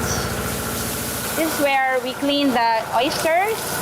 So here, we're going to remove individually the organisms that are attached to the shell. Gently. Very gently. Yeah. We make sure that we treat them like babies. Because when you maltreat each oyster, it will show on the pearl and the oyster as well. The most critical point in the entire process is the grafting. The operation that inserts a nucleus and a piece of tissue from a donor oyster into the parent. Let's observe the insertion or the actual pearl grafting. So this is where the nucleus is being inserted? Yeah, this is actually a life-threatening situation for the oyster because the target is about 1/10 of a millimeter in terms of accuracy. It's a very precise and accurate microsurgery, similar to eye surgery. The nucleus is being inserted, following which the graft, which comes from a donor oyster of the best quality. It's being put right on top of the nucleus, and that's the operation. If she goes too deep or too shallow, too shallow, the nuclei will be rejected, and too deep, the oyster will be hurt and die. After the operation, the oysters are sent out to sea for some intensive care. Every 3 days, they are turned in their nets, they are extensively cleaned, x-rayed to check on their progress, and then finally, after 2 years of passionate daily nurturing, it's time to harvest. The moment everyone has been waiting for. This is the moment of truth. These oysters are ready to be harvested. So this is the final moment of harvest. And is there any question in your mind whether or not there's a good pearl I inside? have no idea. It's the mystery of the moment. You will see what comes out. Do you still have that feeling of excitement with every one that comes out? Of course, it's like a birth. You don't know what's going to come out. So this is the culmination of 5 years of incredible attention to The detail. last step of 377. Oh.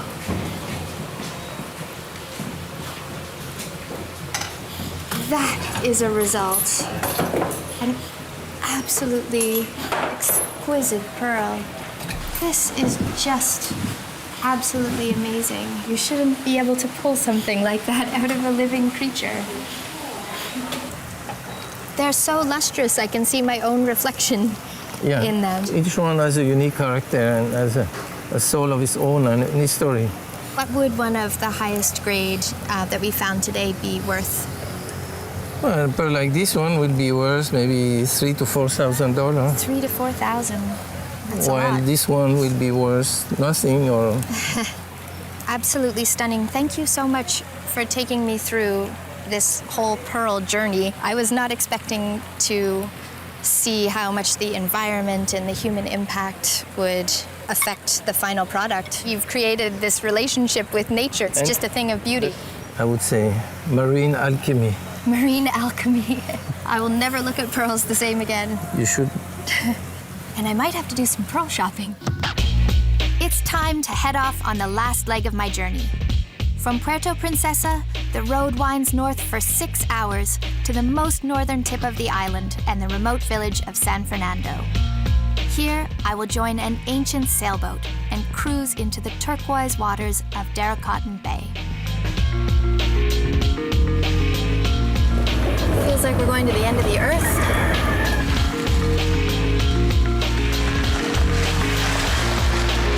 This is the village of San Fernando, and also where the road ends. So I'm on foot from here. I think it's this way. Hello. Nice to meet you.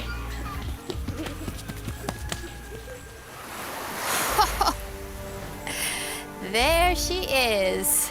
It looks like a Viking ship or something out of like a storybook. Hello! Built using traditional techniques, this majestic vessel is a homage to hundreds of years of sailing tradition in the Philippines. It is iconic, unique, and extremely beautiful, and the pride and joy of its Captain Henner. This is crazy. Just drop the paddle, yeah? Just here? Yeah. Okay. All right. Yeah. Whoa. This is like another world. It's beautiful. So Zoe, this is our traditional parao. Today we're going to the island with the school and we're going to deliver some school supplies. Okay.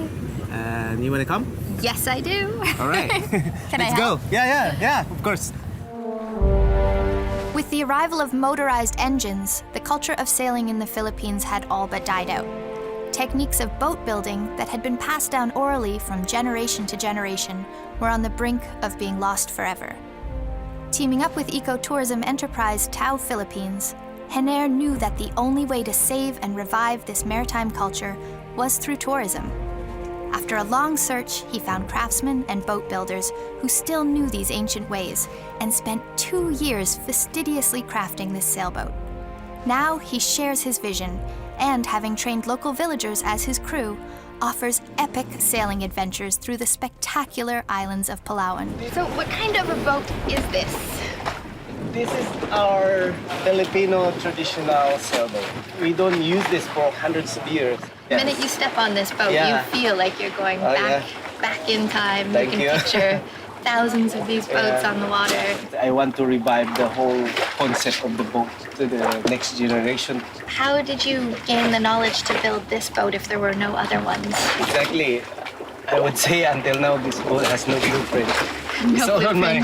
I do a research like boat building, which island, which people, which which tribe. I try to make everything traditional. Like you see this.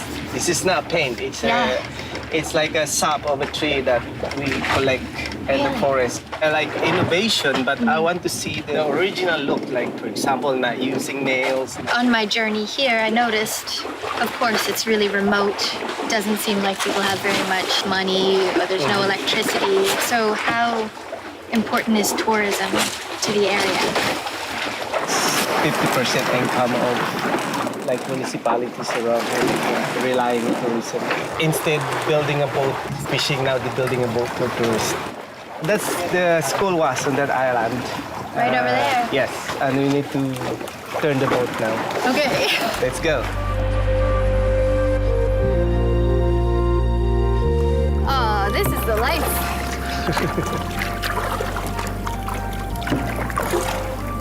The Taukalahi Foundation uses the proceeds from tourism to give back to local communities. Okay, Zoe, where are you? Yeah. Hi. I'm Zoe. Nice to meet you. Nice to meet you too. All right. How many kids are in this school? 93 pupils. 93? Yeah. A lot of kids. Wow. Well, you have a very, very beautiful island. Bye. Bye, you guys. Enjoy. You're very welcome. Tapos harap, kaway. It's really inspiring. I guess when you live out like this, you always have to think of other people too, don't you? Yeah. No man is an island, as they say. I can't believe my adventure is at an end. But this, all of this, is what the Philippines are about. No cell phones, no internet. It's just nature sailing at the whim of the wind on the ocean.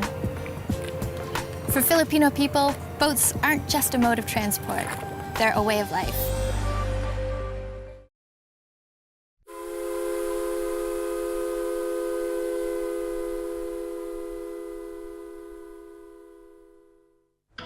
I'm in Peru traveling down one of the most remote stretches of the Amazon. My destination is the historic city of Iquitos, which grew incredibly rich a century ago during the Amazon's rubber boom.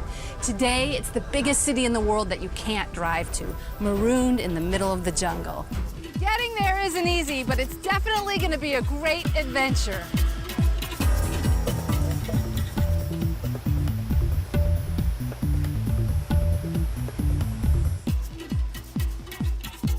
My journey starts from Yurimaguas, at the end of Peru's road network. Traveling downriver for days through the jungle, I finally arrive in the remote city of Iquitos before returning upriver to the spectacular Pacaya Samiria National Reserve to search for rare wildlife.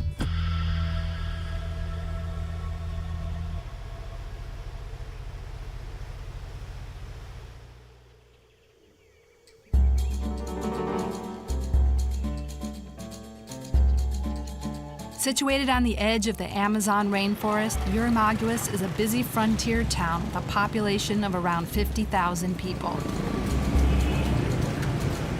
There's plenty of noisy traffic here, but happily I won't be seeing any more of that for a while.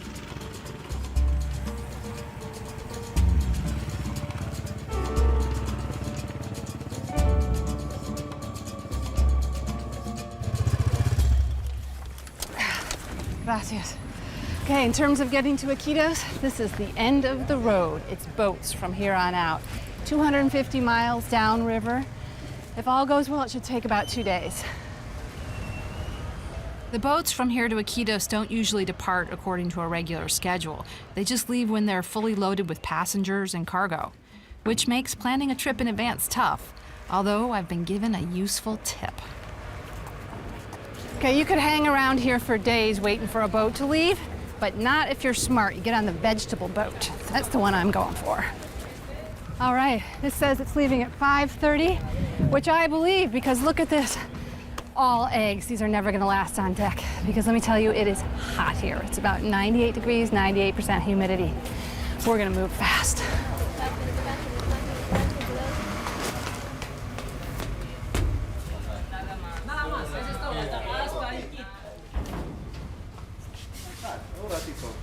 Oh, okay. Hi.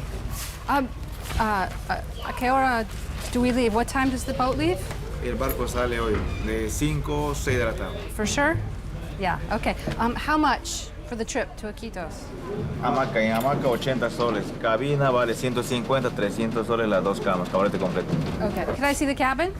Sí. Okay. All right, two options.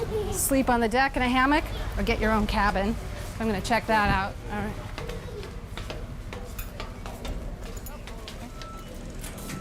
Ese es cabin número 9. Okay, cabin number 9, looking good. Ese es las cabinas que Oh se van my. compartibles los. This is a metal box. It's very, very hot in here. Sí. Any possibility I could have the whole place just for me? Sí, yes. See, but I have to buy both beds. Claro. 150 per Yes, bed, yes, 300 total. yes. So about $100. Sí. Okay, good. Muy bien. Take it. Te han dado la llave para que le cierren Here's my la lock. cabina. Lock up and pay the captain, right? Ciérralo muy bien. All right. Yeah. Even though it's great to be safe and to be able to lock my stuff up, my oven-like cabin might be too hot to sleep in, so I want to get a hammock as well. They do look comfortable, and since I've got some time to kill before the boat leaves in a few hours, I head to the town market to buy myself one.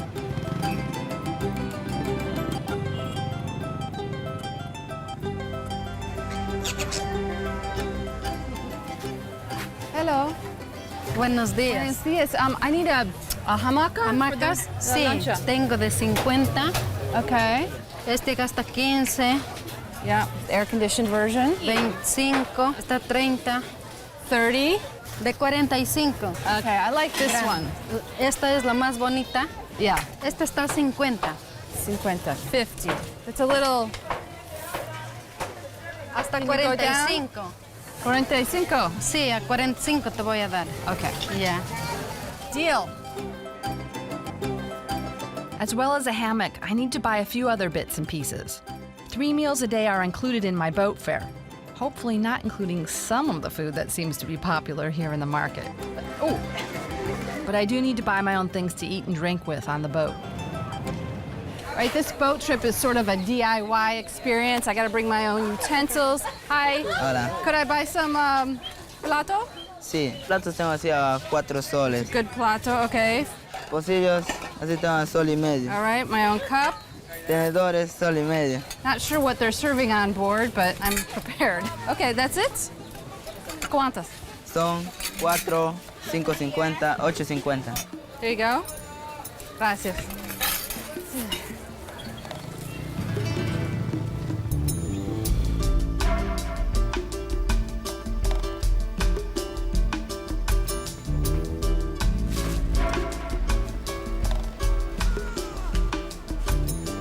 Hola. Tita. Hi. Hi.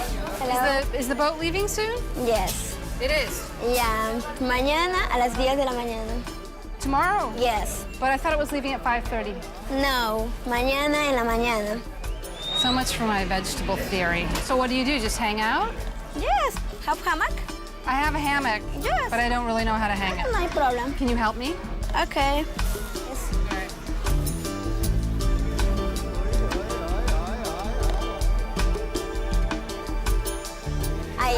Okay. All right, just tie it in a knot? Yeah. All right. Oh, very good. Oh, it's a little high. Bien. It's a little high. I'd have to take a running leap into it. Ya, pero un moment, Does ¿ya? it stretch? Un moment, por favor. Lo vamos a bajar un poco más, ¿ya? It's good. Yeah, it's good. All right. Okay. Ya, see? Yeah. It's cool.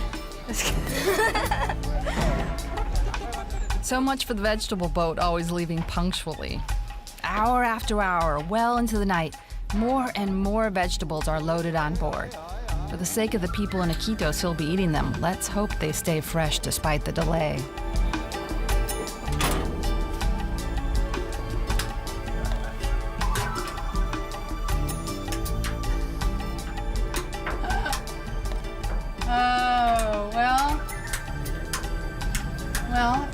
dark and hot.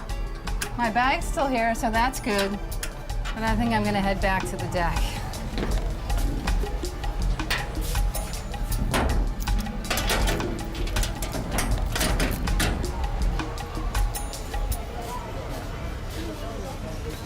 All right, this is it. It is definitely cooler out here, but lights are on, kids are playing, the vegetables are still being loaded. I'm not feeling totally optimistic about a good night's sleep, but it's better than the hot box. We'll give it a try. I only wish I brought some earplugs.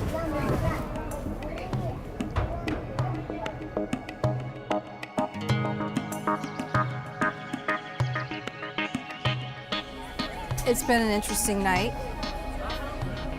My takeaway from the night is there's a particular skill set to sleeping on a hammock on a boat deck in the Amazon. I haven't quite acquired that skill set yet, but we got through it. And here we go, hopefully today sometime. I'd like to get moving. The boat should have left well over 12 hours ago, but at least prospects seem good for an imminent departure. From the look of it, no more vegetables are being loaded on board. Puedo mirar? Yeah, it's all loaded? Okay. Whoa, look at this. Floor-to-ceiling, wall-to-wall vegetables. Mangoes, carrots, melons, lettuce. Now I can see why it took so long to load this boat. But nothing else can fit here, so I think that means we're gonna take off soon. One thing's for sure, though, with all this food on board, we're certainly not going to starve if this boat happens to break down on our long journey downriver through the remote jungle. Finally, the boat really is ready to leave. All right, the moment of truth. They're pulling back the little gangplank. There we go. We're finally taken off. Say goodbye to land. 2.5 days, we'll make it to the city of Iquitos, if all goes well.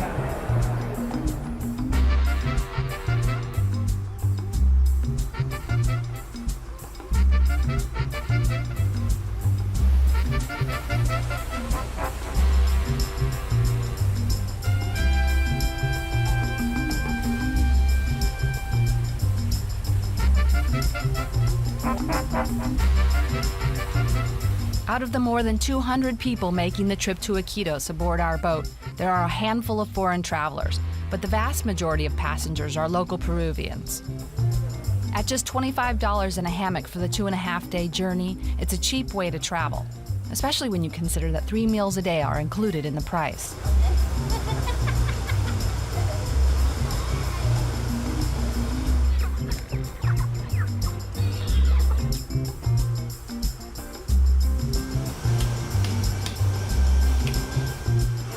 Jumped in his little boat, went out to a village, came back with that, the biggest catfish I've ever seen. And now the chef's preparing it. It'll serve dozens, maybe 100 people for dinner.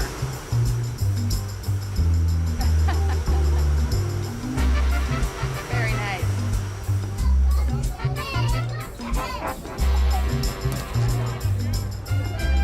Not all of the critters on this vessel are for eating.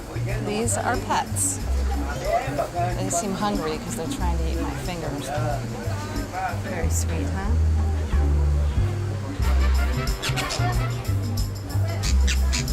There you go.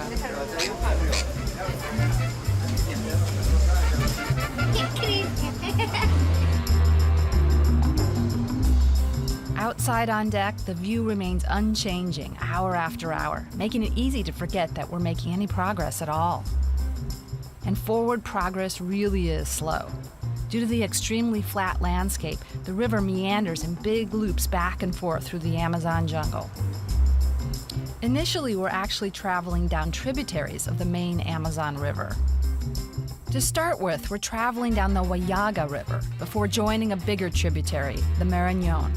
Finally, for the last part of our journey, we'll be on the Amazon itself. Although it's 250 miles in a straight line from Yurimaguas to Iquitos, the distance we're actually traveling is more like 500 miles due to all the river's twists and turns. The Wayaga River we're on today, although wide, isn't nearly as easy to navigate as it looks. Its meandering route creates frequent shifts of the main navigable channel. And in some places, it's very shallow with treacherous sandbanks, as a fellow passenger explains to me.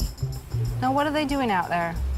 Up there, they are measuring the depth of the river because it's quite low there. That's why they're using the longest stick to be checking the deepest part where the ship can be navigating downriver. This is a heavily laden boat right now, so if we go over a shallow, we just basically run aground? Yes, sometimes not often, but sometimes when these kind of boats can stack on the sandbar, it can stay, depending, for 1 month. A month? Yes, or 2 months, until the water can start coming up. That's a new season, isn't it? It's a new season, yes. Okay, that's not an option. What's our second option? The second option, it is we can take a lot of these cargoes out, and so the ship can float up and move. The other way, how typically we do here, is wait for other ferry boats that can be coming up or going down river, that they can help us to pull the boat to the deepest part. So this really happens sometimes? Yeah, this really happens sometimes. We have to be prepared for surprises and adventure on the Amazon. Adventure. Exactly. Okay. Yes. All right. Just be prepared.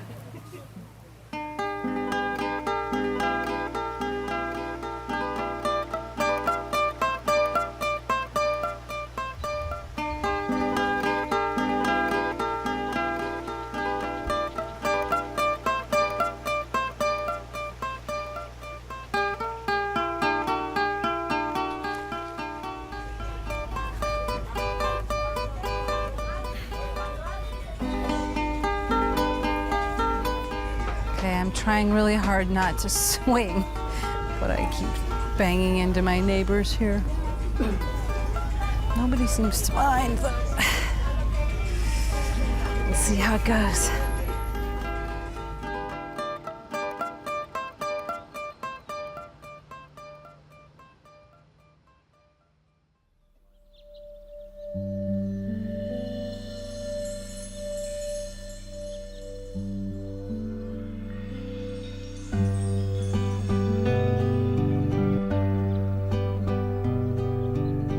Although most of the cargo and most passengers on our boat are staying on board to Iquitos, the boat does make quite a few stops at villages en route for a few people to get on and off, and for small amounts of cargo to be offloaded or brought on. The villagers also take the opportunity to sell us some of their local delicacies. What do you have there? Ooh. Can I have one?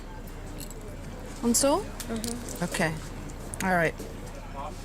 We've got some grubs from a village girl. She brought them on board. Breakfast?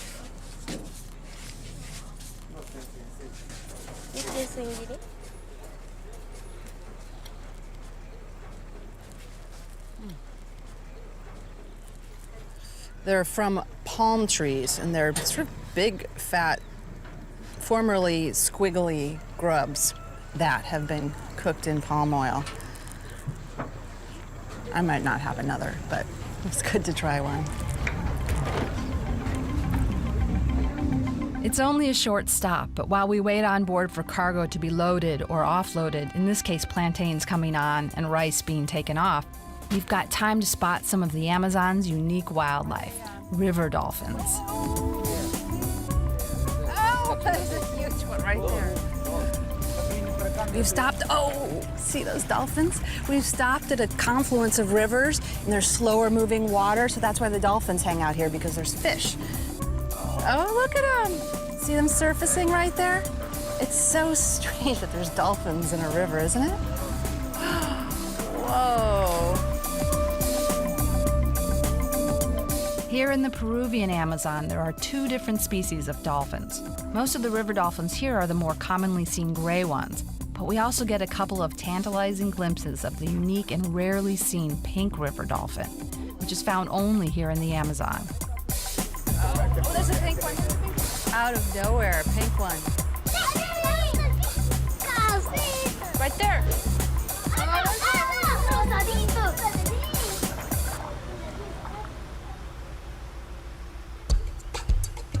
As we travel downriver, most of the time we're surrounded by jungle, but throughout the day we continue to pass a number of remote villages. Usually we carry on by, only stopping at the larger villages, where there's enough cargo to be taken on and off our boat so as to make stopping worthwhile.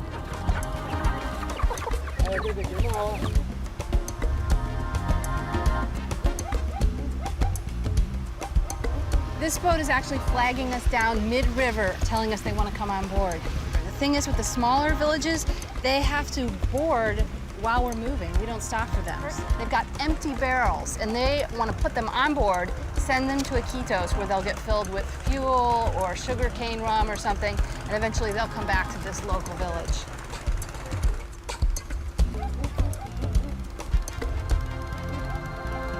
All right, that was a tricky landing. It's a real art form to come on board, do this exchange, all without stopping. We are moving, moving, moving.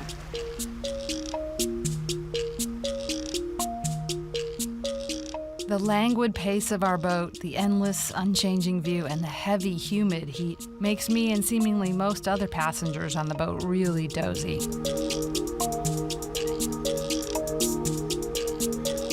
I sleep through the heat of the day for hours and wake up only just in time for dinner. That's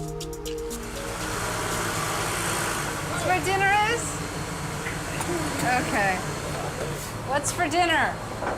Oh, we've got some rice. There's a lone fried egg. I think that might be mine. I'm a little bit late for dinner. Looks like the chicken soup is all gone.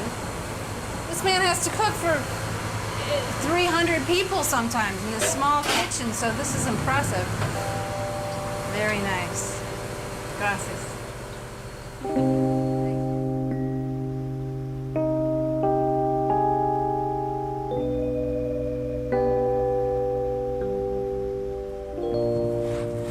Can't believe this spot isn't taken. You can have dinner anywhere you want on this boat, but this is the place for me.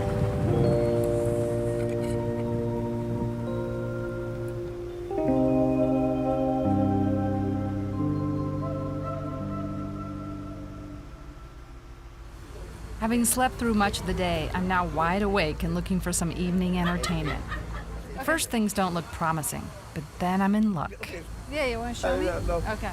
At the back of the boat, hidden behind some vegetable boxes, I find the captain and crew playing poker. A little blackjack, yeah? 21? Okay, all right. Who's stealing? All right, this is not how they do it in Vegas, people. Cut the deck, Captain, cut the deck. All right, am I dealing? This version of the game seems to be played 1 against 1, without face cards. And from what I understand, the rules are that you win if your cards add up closest to the maximum, 21. Okay. 14. All right. You know, I didn't expect you guys to be so easy. Ante up, everybody. Yeah.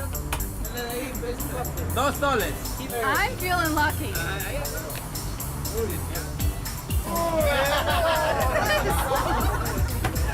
This is great, you guys. Oh, he played $5. He's playing $5. I'll match your 5, and I will raise you 5. I think he's bluffing. Okay. 5, 14. Read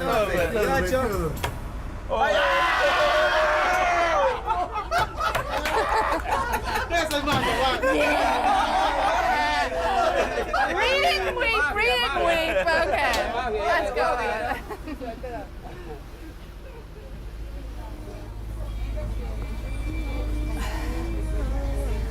To say, I always sleep better with a little fresh cash in my pocket.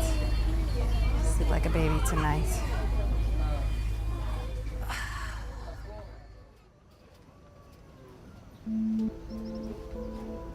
First thing on what should be our final morning of the journey, we wake up to something that I hadn't expected at all: dense fog.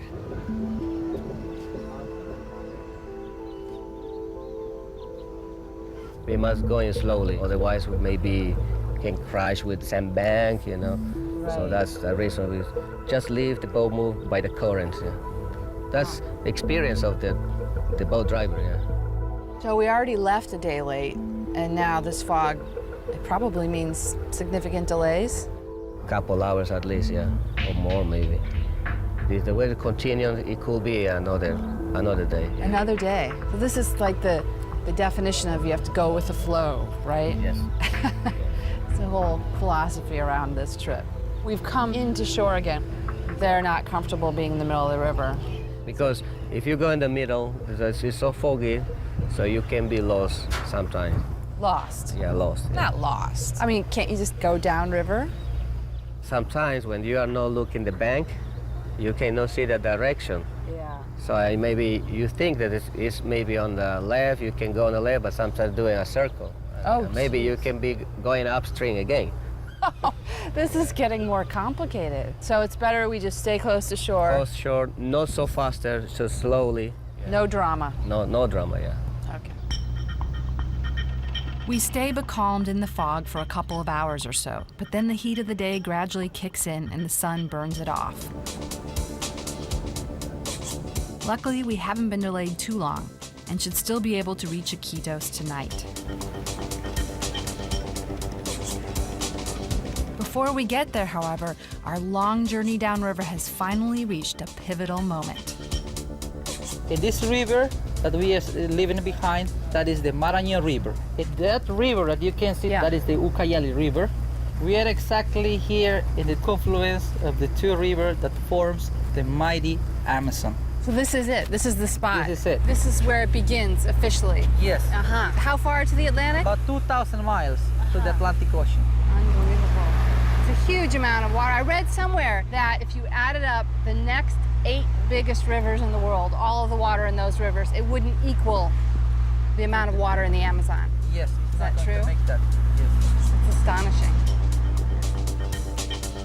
The main reason for the extraordinary amount of water in the Amazon is, of course, rain. The rainy season has just begun here. This storm behind me may or may not catch up with us, but if it does, look out, because when it rains here, it pours. As it turns out, we escaped the rain for now. With just a few hours to go before we get to Iquitos, I used the time to get up to speed with the city's remarkable history just over a century ago, when it was at the center of the Amazon's rubber boom. It's an amazing story. A few rubber barons, it seems, became incredibly rich selling natural rubber to the world.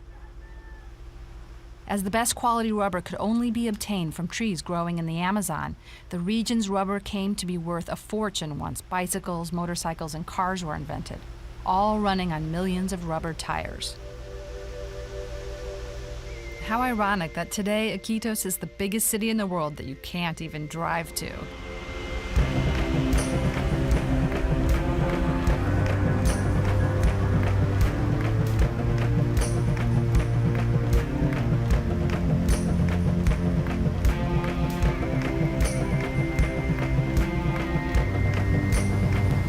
After so much time on the river, I'm excited to almost be in Iquitos. Another hour or so and we'll be docking. And I want to figure out more about the rubber boom history here, because after all, that's why such a huge city exists in the middle of the jungle. Finally, we see the lights of Iquitos in the distance.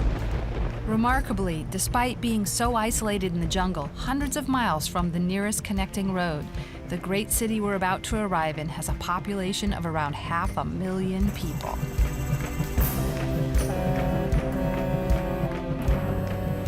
We are sliding right in, threading the needle into this port. These guys really know what they're doing.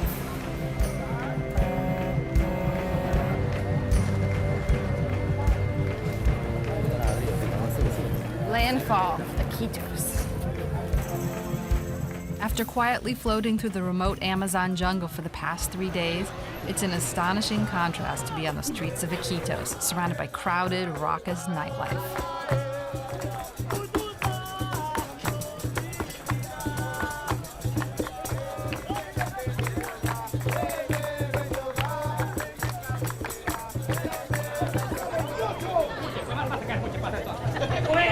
de Parinari.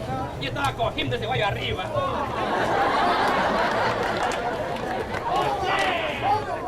Vale, turista!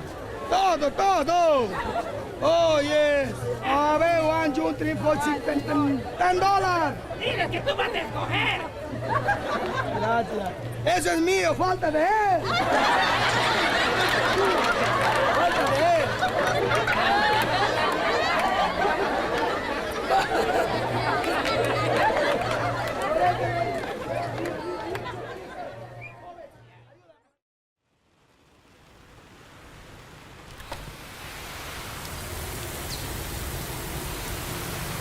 Listen to the sound of that rain. It is pouring out, but that I expect. I am in the middle of the rainforest, but what I didn't expect was what my hotel looks like. I mean, check this out. This is rubber boom era money at its finest. These got these huge high ceilings and chandeliers.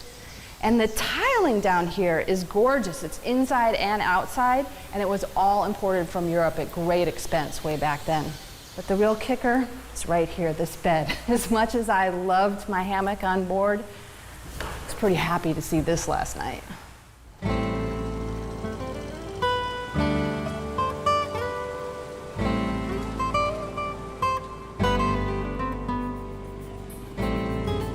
With its population of around 500,000, Iquitos today is bigger than ever. But its heyday was undoubtedly during the rubber boom in the late 19th and early 20th centuries. Back in the old days, when all the world's motor vehicles so badly needed the Amazon's natural rubber, Iquitos grew hugely wealthy from the rubber trade. And today, all the grandest and most beautiful buildings in Iquitos date back to that time. I'm given a tour of the city's extraordinary rubber boom history by a local American expat, Scott Humfeld. This is one of the more ornate buildings in Iquitos. It's the Cohen Company. They were exporters and importers. They exported rubber and imported other things from Europe. The building was made with tiles imported from Portugal and Italy. Yeah, very intricate. You know, the intricate steel work. Uh-huh. And now it's a grocery store. It's a grocery store, And a good one. One of the better designed grocery stores around. Yeah, an elegant grocery store. Yeah. Nearby, on the main square, is the city's most unusual rubber boom building, the so-called Iron House. Said to have been designed by Gustave Eiffel in Paris, it was assembled here in 1890 after being shipped piece by piece from Europe. So you can see how this is indeed iron. And it's no longer a rubber warehouse, which the bottom was. It's a pharmacy where they do sell rubbers. But rubber had an incredible amount of uses, from waterproofing to tires to gaskets, and help allow the industrial revolution to really take off. So it's an incredible, valuable product. And at the beginning, it was all here, essentially. It's all here. Yeah. Right. So that's why this whole region went. Yeah, it was a huge boom. A few people made a lot of money. The rubber barons would send their laundry back to Europe to be laundered because the river water is considered dirty here. They would bring over canned foods from Europe because they weren't used to the fish and the other products that are eaten by the local people. So they kept sort of their own version of Europe here rather than adapting to the local conditions. Maybe not all wise decisions. I mean, an iron Definitely house not. in this climate, Yeah. foolhardy. Very hot. The most famous of all the rubber barons in Iquitos was Carlos Fitzcarraldo, who was the inspiration for the 1980s movie Fitzcarraldo. One of the interesting things about Fitzcarraldo was he was looking for an area to tap rubber that hadn't been exploited beforehand, and he knew of an area, but it wasn't accessible by river that he knew of.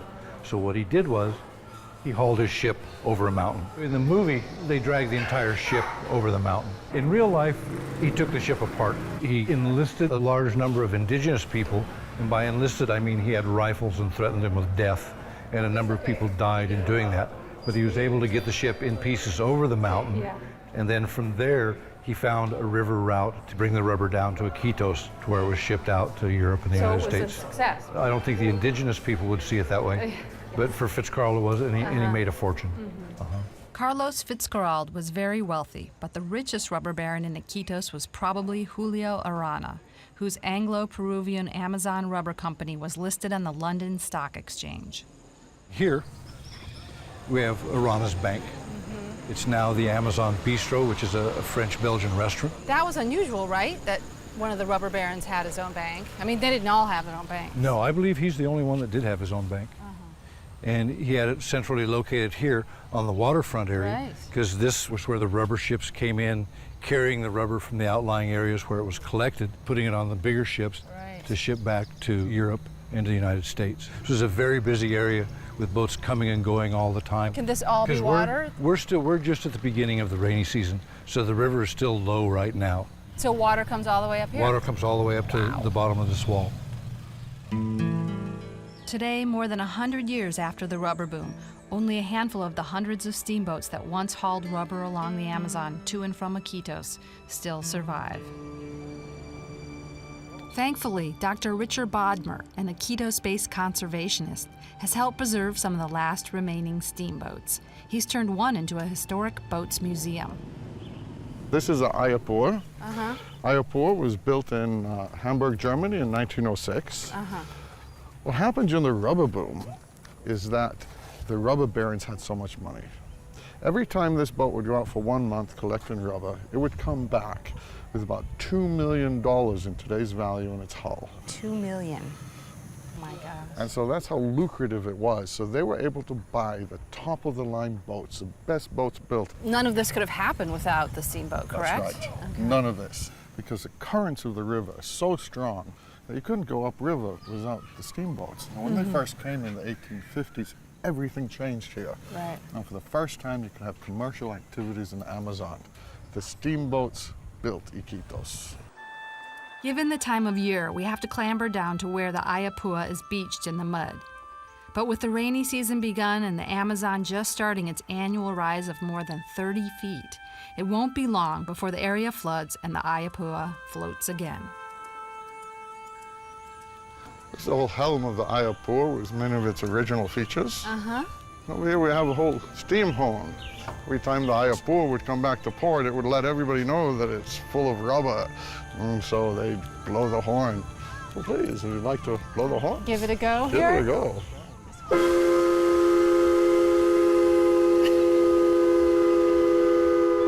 a nice sound. Sound of rubber money, huh? That's a rubber money. So here's a little exhibit on the Ayapur. You can see how they're loading up rubber onto the Ayapur. Those are the rubber balls? That's right. They would weigh about 50 kilograms each. And you'd put them in the hull of the boat because that's where you want the weight.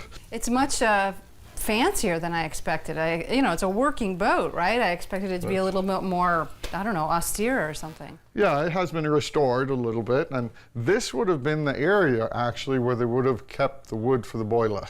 That's why in the Amazon you find that towns are very evenly spaced. And those towns are evenly spaced because that was a collection point for the timber. Like getting their gas tanks refilled. That's right. So this whole river would have been filled with timber in order to make it to the next point. Can't run out. That's right. If you run out, that's what you call running out of steam. Yeah. There you have it. Lots of working boats ferried rubber to Iquitos and the world beyond. But the really hard work was done by the tappers, who collected the rubber out in the jungle. Here we can also see the different utensils used by the rubber tappers. For example, how they cut the trees. Here we have a few small rubber balls. Given that the Amazon's indigenous tribes knew the forest better than anyone, many were recruited as rubber tappers.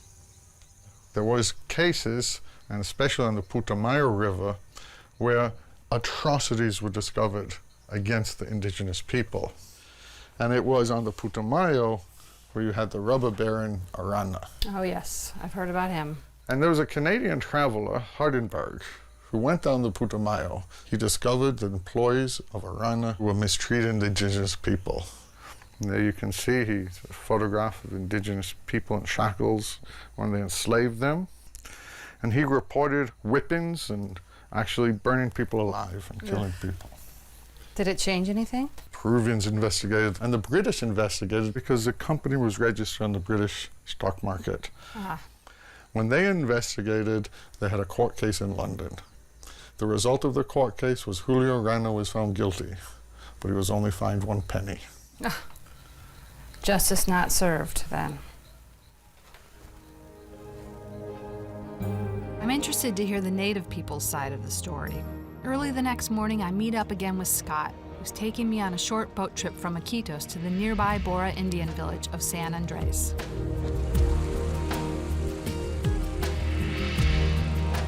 From Iquitos, we head upriver along the river Mamon, a tiny tributary of the Amazon.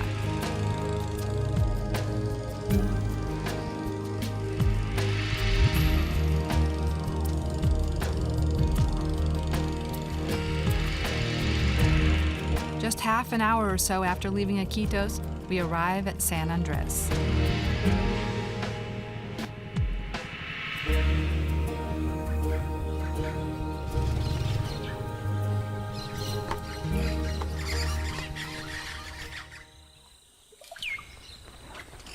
Here's a small set of drums so we can announce to the village that we are arriving. It's the polite way to do it.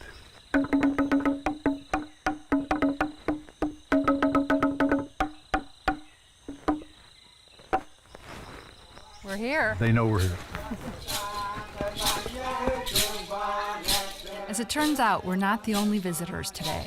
Benefiting from the proximity of Iquitos, the Bora make a decent living putting on dance shows for tourists who, like us, come to visit them from the big city.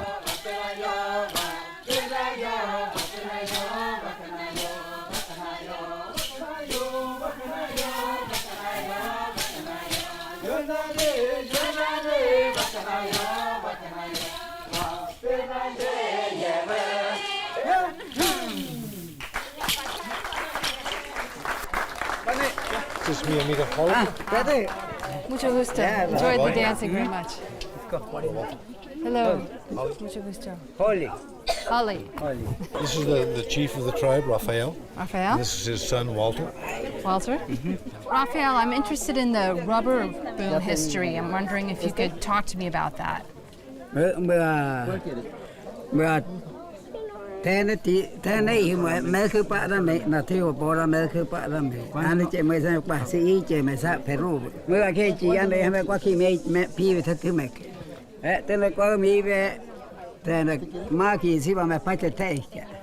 there any personal stories from Rafael's great-grandfather or something that he might know?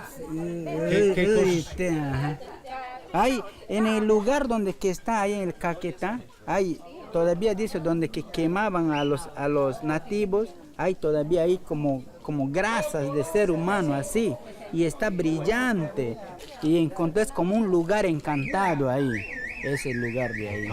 Nosotros al ver el tronco, la chiringa, el caucho, siempre nosotros a veces al cortar el tronco, y pensamos en ese momento de cómo sufrían y cómo trabajaban. Algunas personas paleado, algunas personas cortado. This was Arana's men who did this. Ah, claro. And are there any rubber trees around here? ¿Hay troncos de chiringa cerca de aquí? Sí. Can I look at one? Yeah? Tenemos uno cerca nomás. Si usted gusta, podemos ir. Sí, ¿es posible? Sí. Ok. Vamos.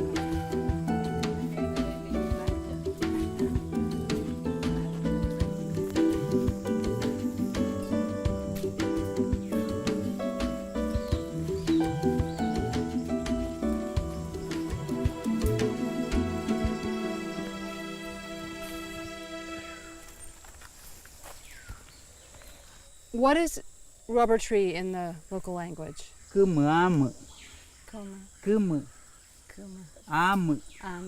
En la antigüedad dice la historia que ha sido una mujer que tenía 3 hijos. La historia dice que la mamá se convirtió en un tronco y los niños cuando estaban amarcando a su mamá quedaron arriba. Al transformarse en tronco se quedó arriba y los hijos no podían bajarse hacia la tierra.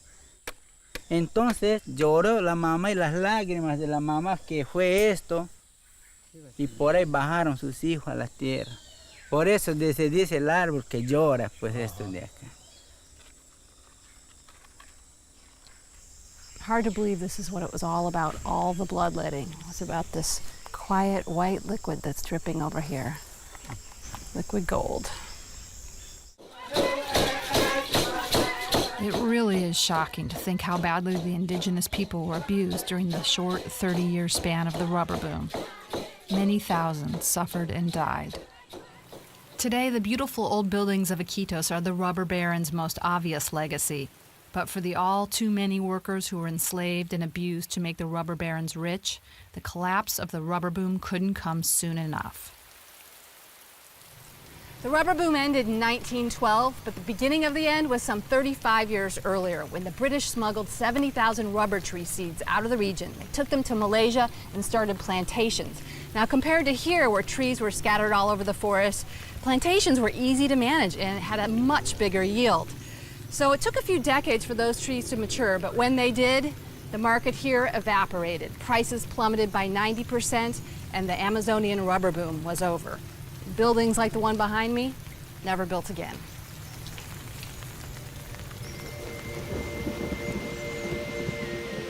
It's now time for me to move on from Iquitos. For the last part of my Amazon River adventure, I've joined up again with conservationist and historic boat enthusiast Dr. Richard Bodmer for an expedition deep into the remote heart of the jungle, where he's helping to conserve the region's spectacular wildlife. From Iquitos, we're heading 100 miles or so back upriver to the vast Pacaya Samiria National Reserve, where we're joining Richard's research team on the Samiria River. At the mouth of the Samiria River, Richard's historic research vessel, the Clavero, is waiting for us. Hola. Just hop off, huh? Get on the Clavero. Hola, mucho gusto. Hola, Paula. Holly, nice to meet you. These are my quarters. I love all this wallpaper. All right. Heading deep into the National Reserve.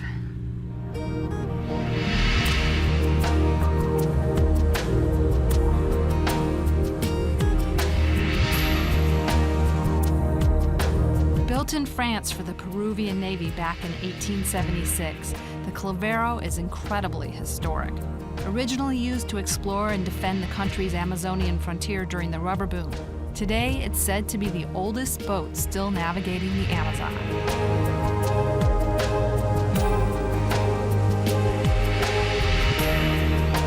As the largest protected area of seasonally flooded forest anywhere in the Amazon, the Pacaya Samiria National Reserve is a vital refuge for many animal species that depend on this unique habitat.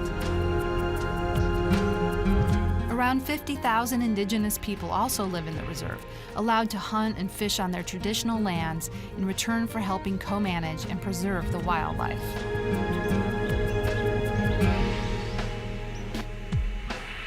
One such co-management project Richard is helping with is the conservation of the reserve's turtle population. We'll check in with the park guide here and arrange things for the release of the baby turtles that have recently hatched from the artificial beach that they have here. From the guard station, we collect nearly 1,000 baby turtles that are now old enough to be released into the wild. To take them upriver to the designated release spot, we're using the Clavero's small launch.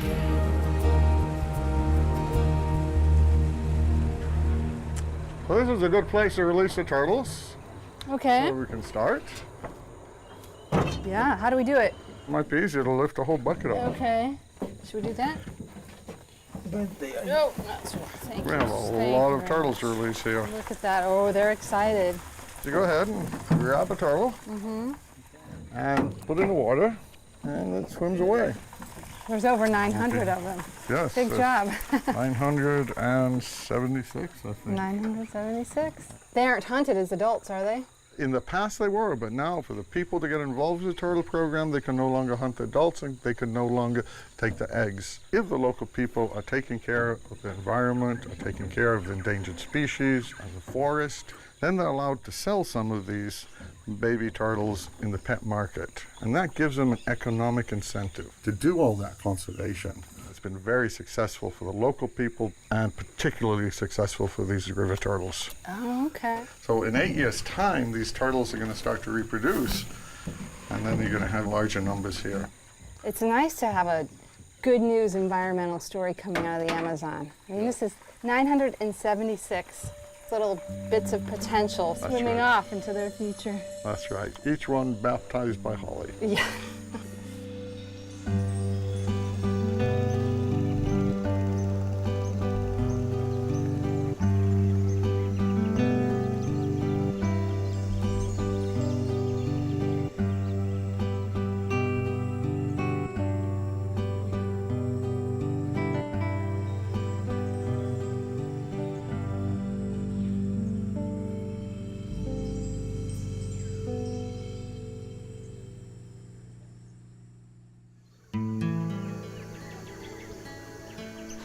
It's the last morning of my trip through the Peruvian Amazon, and I wake up to a spectacular sight. Swimming all around the boat are lots of the rare and unique pink dolphins, which I only got tantalizing glimpses of earlier in my trip. The full jungle experience has really come to life. You can hear the dolphins rising and blowing, and the birds are just everywhere. It's truly amazing.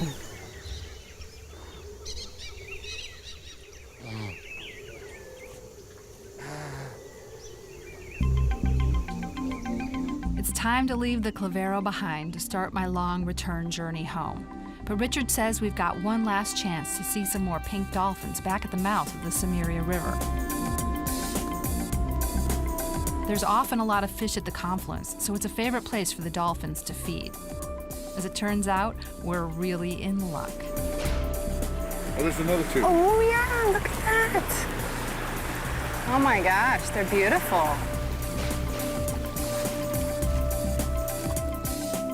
Oh, look at that strange behavior. You see that tail, how it's moving? That's very rare, very rare. That's dolphins mating.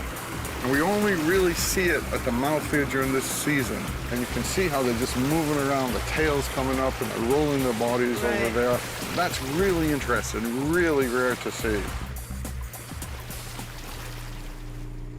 What an unbelievable way to end my trip. Mating pink dolphins. Now there's something I wasn't expecting to see.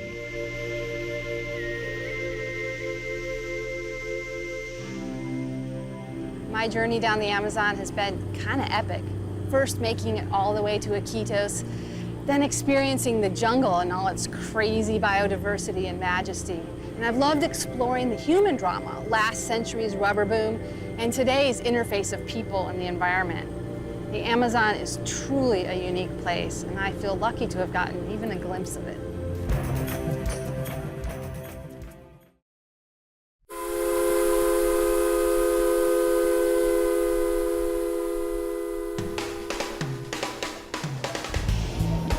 How did I get myself roped into this?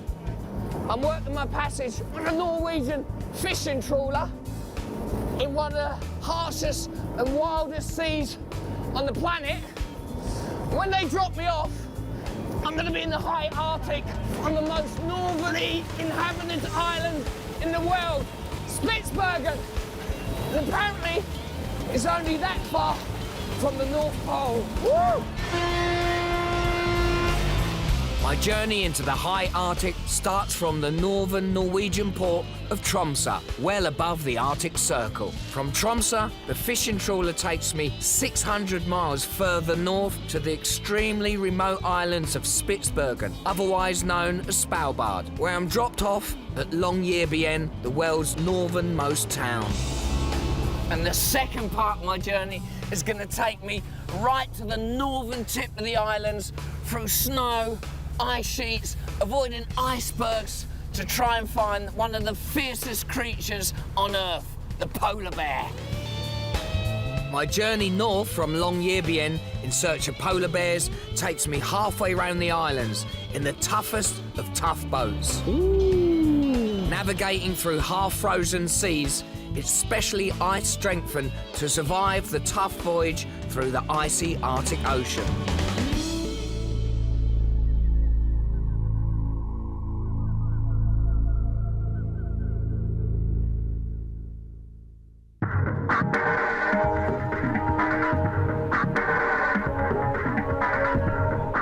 Norwegian fishing port of Tromsø, where my journey north towards the remote islands of Spitsbergen starts, is already more than 200 miles north of the Arctic Circle, in the land of the midnight sun.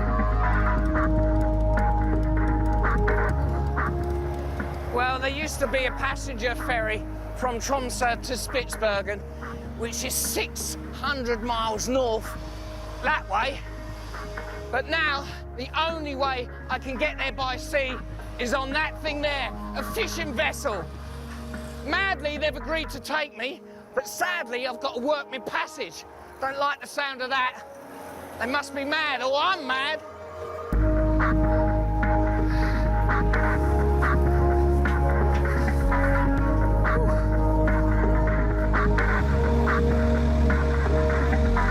Ahoy there. Anyone there? Oh, hello, look at this. Ooh. Hello. Is it Roger? This is Roger, yeah. God, what is this? Is this the penthouse suite? You didn't... Is this all mine? It's not all yours. You shouldn't have done, really. It smells of fish a bit, doesn't it? Yeah, it does. But it's a fishing boat, you know. So welcome on board. Thank you. So do you get seasick on board? To be honest, I don't know. We'll soon find out, though. Is my cabin through there or something? Or... It's upstairs. Okay. I'll show you the way. I'll let you lead the way. Yep. Okay. Feeling a bit queasy already, to be honest. Yep. Whew. Wow, is this all mine? This is all yours. Wow. This is where you're going to sleep. This is fantastic. That's just like a first-class hotel. So, yes. Welcome to the boat. Thank you. What you should do now is get some rest. Okay. Go to sleep as soon as possible because you're going to need it. I don't like the sound of that. Good luck. Okay, thanks a lot. Thanks for your help, Roger. Appreciate it.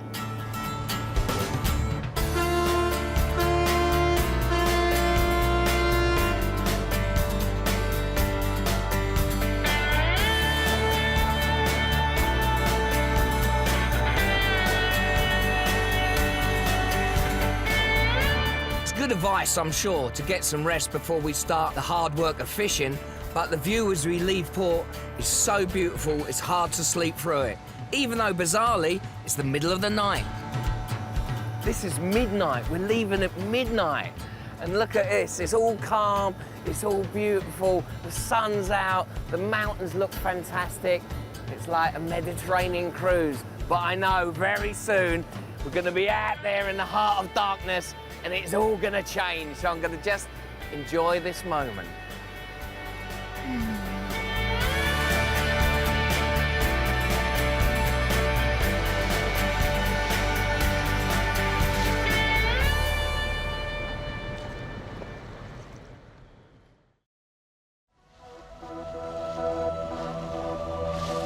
From Tromsø, it's around 24 hours voyage north to the rich fishing grounds where we're trawling for cod and haddock, just south of Bear Island and halfway between the Norwegian mainland and Spitsbergen.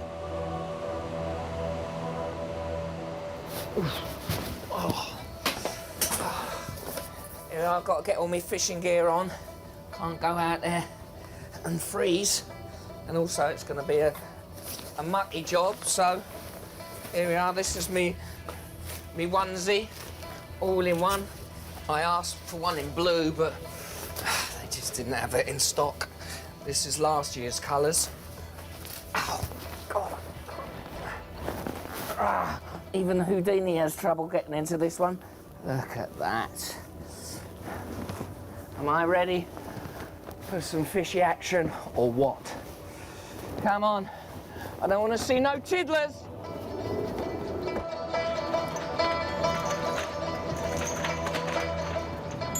Look at the sea, man. Look at that out there. Oh, that looks wild. Woo. I'm a little bit too close. If I fell in the water with this on, which is like warm, but it's not going to give you much protection against the cold of the sea, I'd last about, they reckon, about 10 minutes in this before I freeze to death, so fingers crossed, yeah? Wow, look at that. 2 nets going out at one time. Whoa, here they go. Woo-hoo!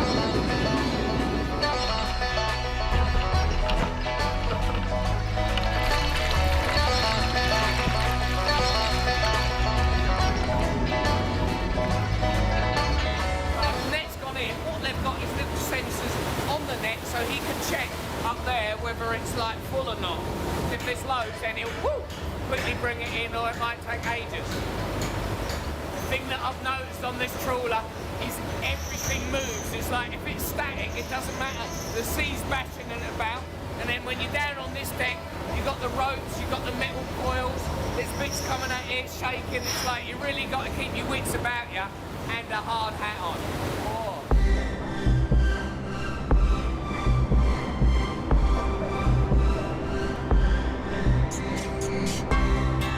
Finally, after the trawl nets have been out for a couple of hours or so, the captain decides that they're ready to bring in.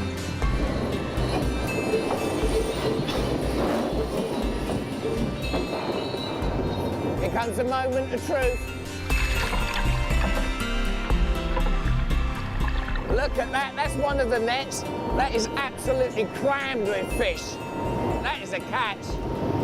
In fact, I can see both nets. They're both absolutely rammed.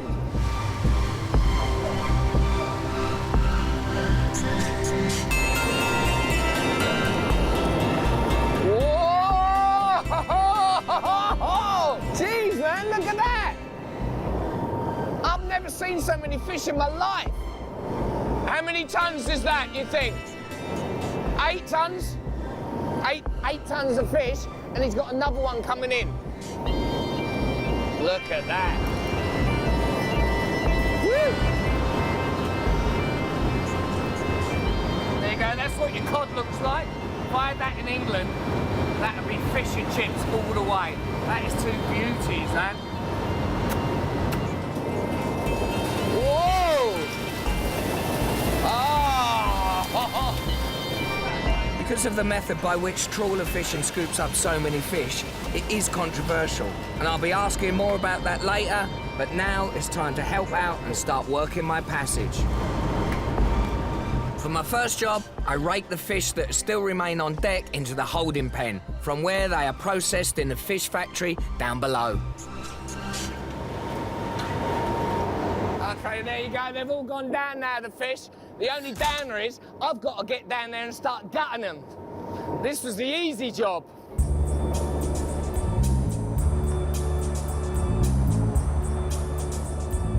Down in the fish factory, first up, I'm put to work on the machine that cuts off the fish heads. That's an amazing machine, isn't it? I'm shown how to use it by Oscar, the shift foreman. So what do I do? Hold the fish like this, yeah, and push it so it stops in the fins. Yeah. Okay. And it has to be straight. Okay, let's go.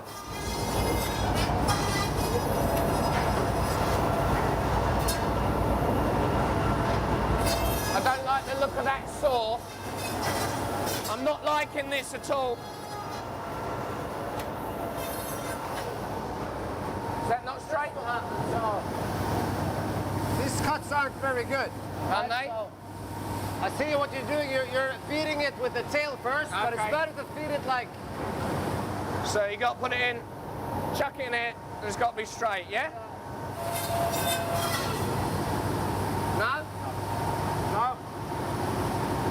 It's not as easy as it looks. But no, it's not. It's quite a skill, isn't it? Yeah. And you know, which I'm not really getting yet. And I actually slowed down the machine for you. If you can't even put a fish in a mechanical machine that's actually going to do all the work, it's not a good start, is it? Well, not really. No.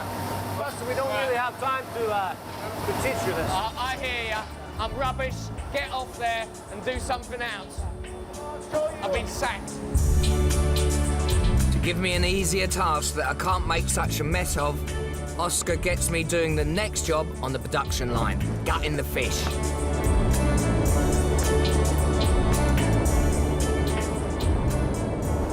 How am I doing? I think you need to work a little faster. This is actually a one-man's job. This is a one-man's job? Yeah. You don't have to have too much skill here. It's more about speed. I think, is this the one that I cut? That looks like one of mine, isn't it? Substandard cut fish, like my one, as well as all the guts and the heads, are pumped overboard, making a feast for thousands of seagulls. They're delighted by all the blood and guts, but I'm certainly not. I'm not sure I'm made out to be a fisherman. Well, maybe not. It's not for everybody, you know. When's tea break?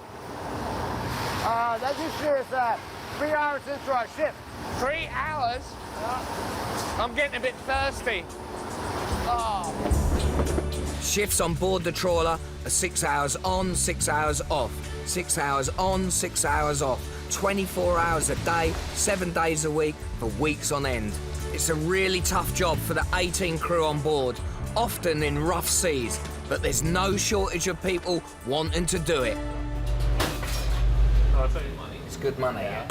I would never do this if it wasn't for the money. Yeah. Not a chance in my life. Right, so you get a basic wage, and then you get a percentage of the catch or something? Yeah, yeah. Oh, right, okay. Catch. Oh, that's good. So if it's a good catch, yeah, how much would you earn in that year? Last year, I had 202 days out at sea, and I made a little bit more than £100,000. Really, £100,000? That's about $150,000 then a year, isn't it? Yeah, that would be around $150,000 a year. If it's a good year. But there are also bad years where you earn the half of it. Oh, well, only 75,000, you poor thing. Yeah. How do you survive? Yeah. God, that's good.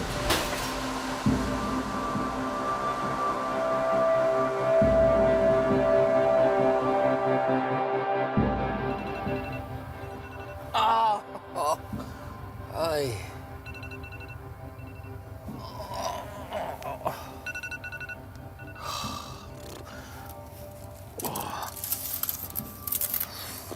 Oh, yeah.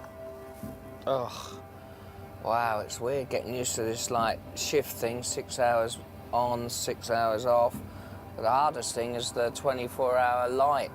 Every time you wake up, you go to bed, any time of the day. Bright sunshine. Whew. Just opening curtains. Oh, there you go, there's the view. Look at that, lovely waves and sea.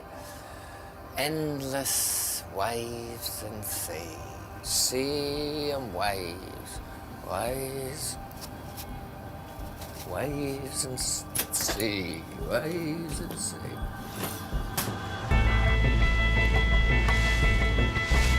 Once again, the captain is bringing in the trawl nets. And since I'm not on shift for another hour or so, I grabbed the chance to have a chat with the man in charge. Whew. A bit windy out there. Yeah? Okay, look at that. That's a nice catch there you got there. That's a very nice catch. Yeah. I reckon that's about just under 10 ton. Yeah. Yeah? You're getting the hang of it now. Yeah? So that's a massive load of fish. You've got trawlers everywhere. Surely there's no fish left in the sea, is there? Oh, plenty more fish in the sea. In Norway, we're doing sustainable fisheries. Yeah. The regulations are good. You have the quotas. Yeah. Maximum limit we have to fish each year. So the fish stock has never been bigger, historical big. Yeah, but if you've got a net out there, aren't you just trawling every single thing up, like the small fish or other species? No, that's not true. Because of the regulations, we have fairly big mushes on the trawl. They have to be of a certain size. Yeah. So the small fish go out. OK. But what about the main complaint? Because your nets are on the bottom of the ground, dredging up, so that must be messing up the environment underneath the water. What the scientists I'm talking to have told me that they can't see any huge impact on the bottom. OK. But who are these scientists? Are they mates of yours, or are they government things, or are they, like, you know, if they're Greenpeace scientists would say one thing, your scientists would say another? Yeah, I guess the picture is more complex than this. It's a good thing that somebody's complaining. Yeah, no, absolutely. We have to have the debate. Yes. Something good will come out of it. But this area we've been trawling for the last 40 years still works. We still get fish. The stock is historical high. So we're doing sustainable fisheries, and we're doing it not just for us, but for the next generation and the generation after that. It's good to have a debate about the sustainability of trawler fishing and its effect on the environment. But there's no time for me to carry on the conversation now, as I'm due back on shift in the fish factory. Today I'm in the freezer section and taking the job seriously as usual. It's a raining fish. Hallelujah, it's a raining fish. Stop it. You're in a serious factory, yeah? No joking about. That's how accidents happen. love this job, man. This is my favourite so far. Look at that. You see what I'm doing? Chucking them in these blocks. These go into the freezer. 4.5 hours later, bang, they come out like this. Big blocks.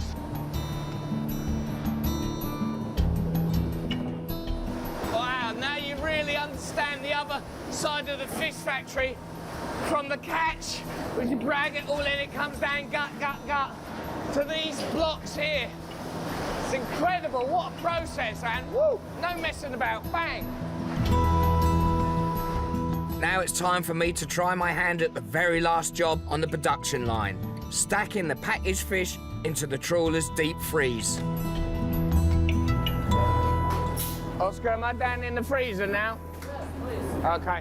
The freezer hold is kept around minus 30 degrees centigrade, so you can't stay down here long, otherwise you'll get frozen solid yourself. I'll tell you what, I can feel the cold, I can feel the hairs of my nostrils freezing up.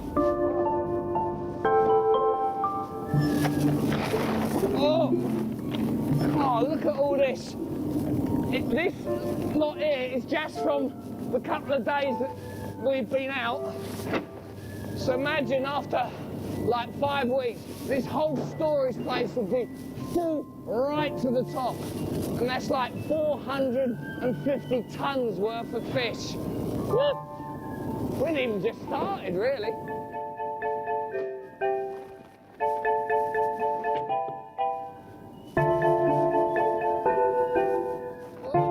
Oh, last one. Woo! Up there. Give us a lift, mate.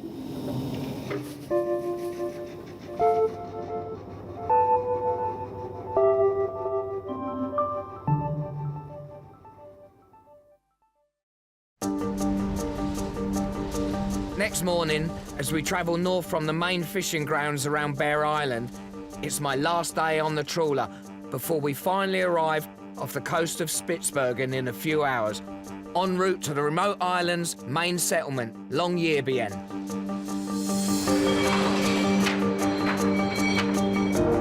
I've already tried most of the jobs on board now, so I've asked the captain if there's anything else that he can find me to do that's a bit different.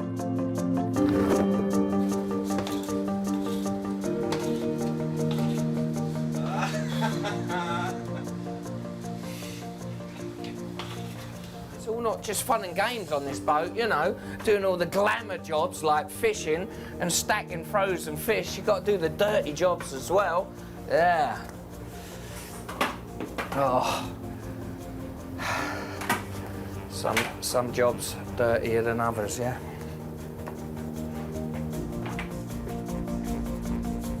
Oh, that is disgusting. I'm going to put this back in the captain's bathroom. Oh, dear me. That is minging. In truth, it's been a fantastic trip, and the captain and crew have been really good to me.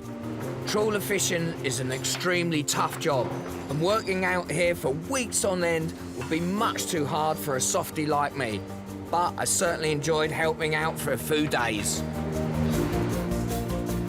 Finally, around 600 miles after leaving Tromsø on the northern coast of Norway, we get our first glimpse of land for 5 days. Oh, wow, yay! Look at that, at long, long last. I can get a panoramic view of Spitsbergen for the first time. That is beautiful. Woo!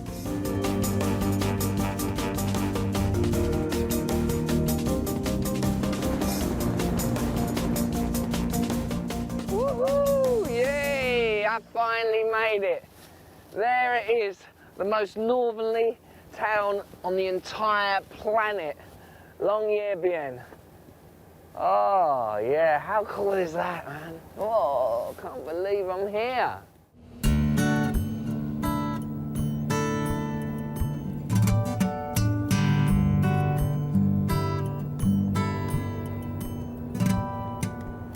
Enjoy the rest of your trip, yeah? Thank you.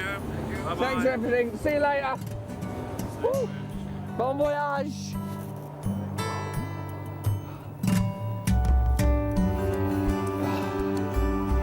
Founded just over 100 years ago, Longyearbyen takes its name from an American miner, John Longyear, who based his Arctic Coal Company here.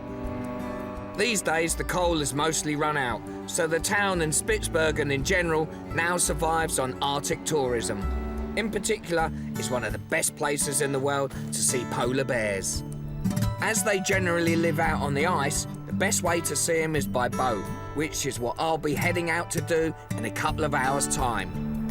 In the meantime, I've just got enough time to do some shopping in the world's most northerly supermarket. After 5 days on a working boat with no alcohol on board, I can't wait to buy some booze.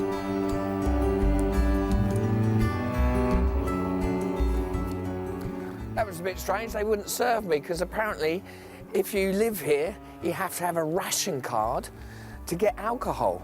And everyone here is allowed 24 bottles of booze a month, and that's it. They wouldn't serve me. It's like a hangover from the mining times when they were like, way. But the mad thing is, you just go over the road, go to a pub, drink as much as you want. Hey, line them up.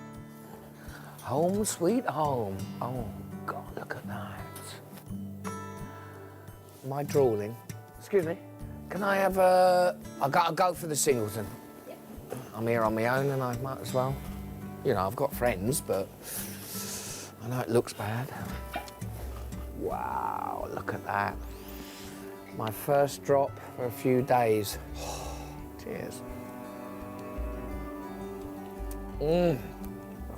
Oh, yes. Oh. What? Yes, I love you too.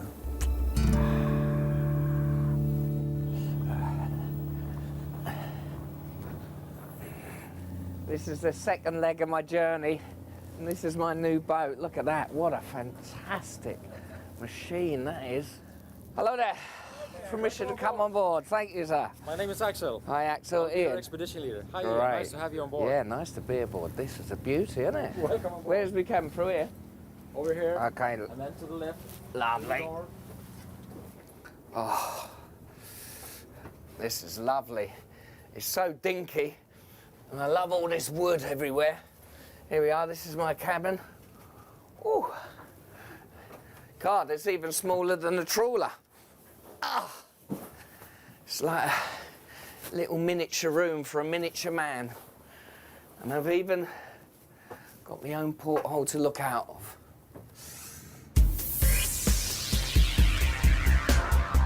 Wow, I tell you, this is exciting. It's the start of a completely new journey. I'm like, wow, leaving port, it couldn't get more opposite. The last boat, like a massive, great, you know, fishing trawler, and now I'm on this. Completely different, but it just feels wonderful. Woo-hoo.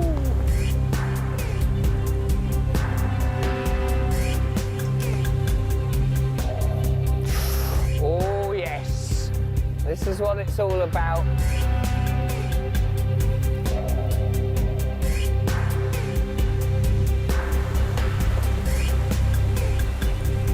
Wow, this is like the perfect start to my journey. It's so calm out there, it's like a sheet of glass, and when the birds go past, it's like a mirror. You see the reflections. It's like, whoa, just really, whoo, calming and tranquil. Beautiful.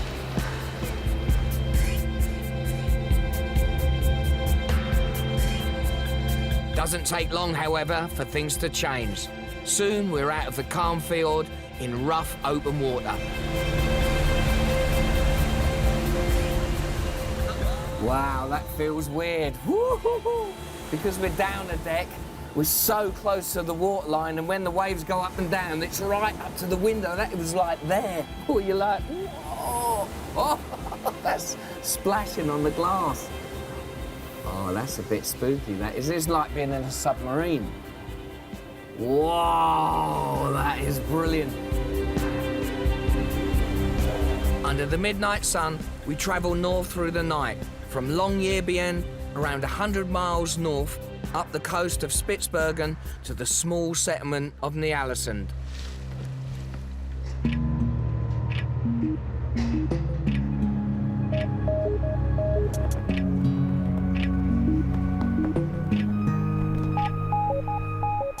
So here we are in the middle of nowhere, halfway to the North Pole, in a tiny little place that nobody knows about, Ny-Ålesund. These days, Ny-Ålesund is home to an international group of scientific research stations. But its main claim to fame came a century ago when it was a favourite jump-off point for expeditions trying to get to the North Pole.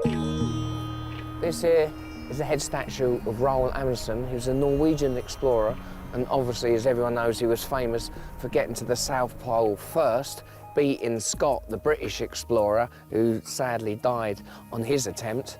But I didn't know, and I found out here, that actually Amundsen was the first man to make it to the North Pole as well. Amundsen's successful expedition to the North Pole was in 1926. 3 earlier expeditions led by American explorers said that they'd reached the North Pole, but their disputed claims are generally no longer accepted. And this here is the actual point where Amundsen left to go to the North Pole, but he didn't like go on a dog sled, he didn't like walk across the ice. Incredibly, he went on a massive airship, you know, like one of them huge Zeppelins the Germans had. And that pole there was where it was tied up to. It's mad. Filled with highly flammable and dangerous hydrogen gas, Amundsen's huge 350-foot-long airship set off from Ny-Ålesund with 16 people on board on May the 11th, 1926. With a top speed of 70 miles an hour, it took only half a day to make the historic journey to the North Pole, 750 miles north from Ny-Ålesund. It's a very short walk across the tundra to the mast where the airship was moored, but even so, we must take precautions. Because of the danger of polar bears, it's a strict law in Spitsbergen that unless you're on the road in town, you've got to be with a trained guide at all times, armed with a gun. In case we have a polar bear encounter, what are we to do? We go together as one big group. This is not close enough. We go together like this. So the general rule is never enter the tundra unless you have someone with you who runs slower than you do yourself, because that gives you a fair chance of escaping. Now, jokes aside, stay together, stay quiet, and listen to your guides. Okay? Off we go. It's amazing how invisible polar bears can make themselves. Suddenly the head pops up and the bear was just lying in a depression and you couldn't see him. So the thing that you do then is to retreat. You don't want to stand on the same ground as the bear because it's faster than you. Is it true, and I heard this, that the polar bear, because it's got a black nose, so it puts a little bit of snow on its nose to creep up? No, they don't do that. Don't tell me that. No, sorry. Why would you crush my dream? Oh. Amundsen's polar dreams, of course, came true, starting from this very spot. But it was also here in the Arctic where he met his death in 1928, when fellow explorer Umberto Nobile crashed another airship on the way back from the North Pole here to Ny-Ålesund. What happened to Amundsen? He took off to find Nobile. His airplane crashed somewhere off the coast of Norway, close to Bear Island. Yeah. They hardly found anything from the airplane. They found a fuel tank and a few bits and pieces. They never found Amundsen, and we don't know what happened. Wow. That's all we know. Amundsen disappeared, and that was in 1928.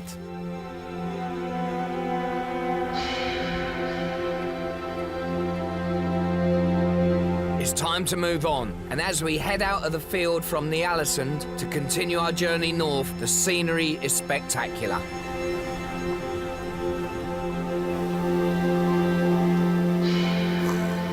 I'll tell you what, this is the land of the glacier. There in front of me, 2 massive glaciers, one coming from that valley, one coming from there, from the top of the mountain, scraping down that jagged ice, slowly and slowly making its way to the sea. They look stunning.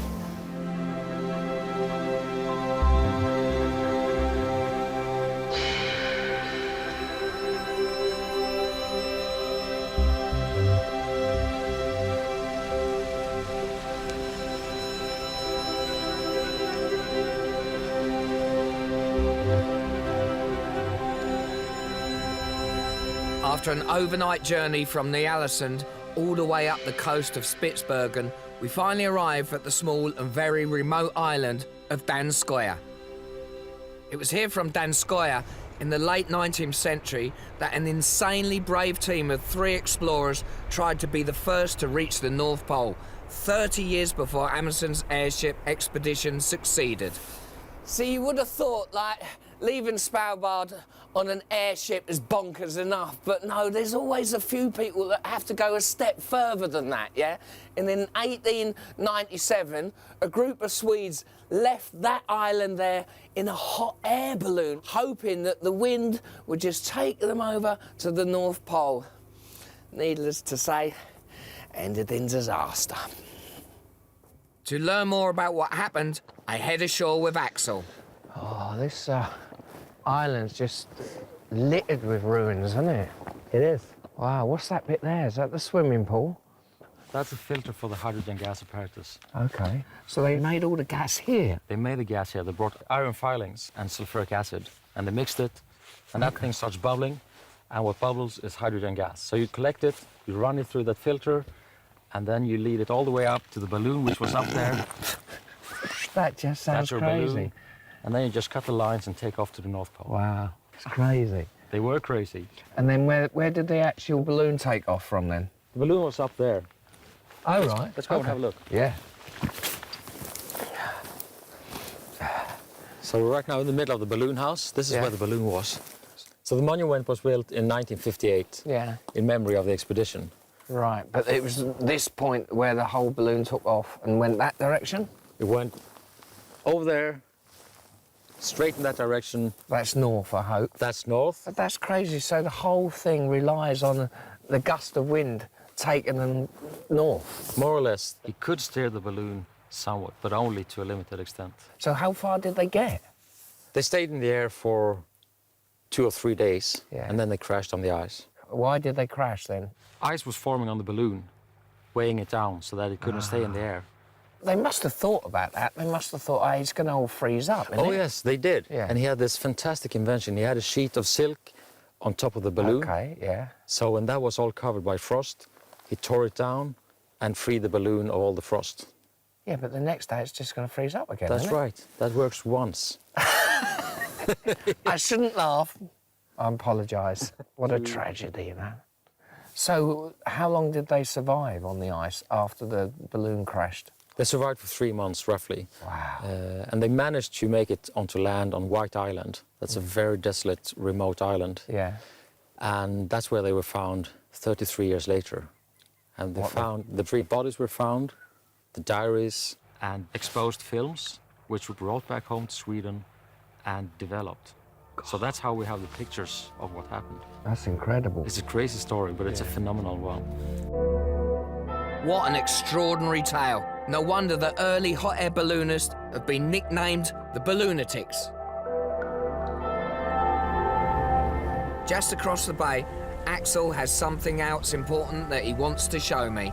Over the past century since the balloon took off from here on its doomed journey to the North Pole, the landscape has significantly changed. This glacier used to be a lot bigger. It used to cover the whole bay. The whole bay? Oh, yeah. Okay, how long ago was that, though? 100 years ago. Okay. Something like that. Where the color changes from light to dark. That's where the glacier used to be. You can really see it, isn't it? Yeah. Like 2 different colours there. Yeah.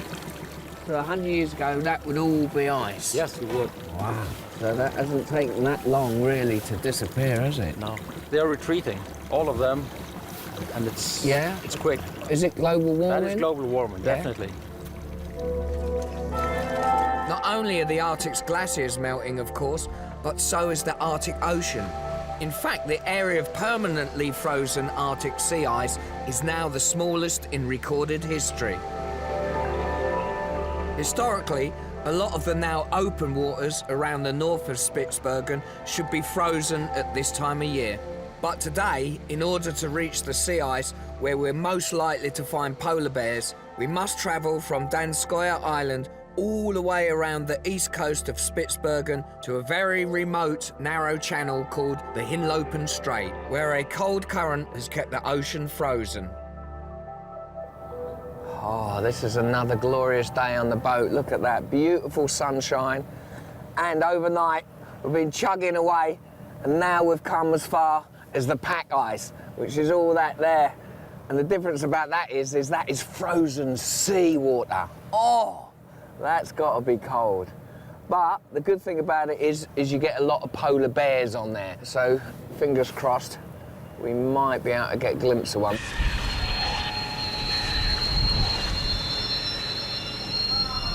Wow.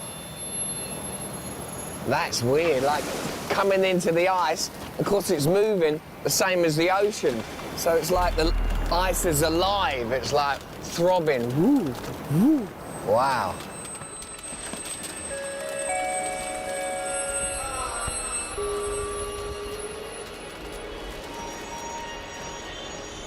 Little traveller's tip, yeah? Don't be so keen or quick to volunteer when someone says, do you fancy doing something? Because it might backfire on you.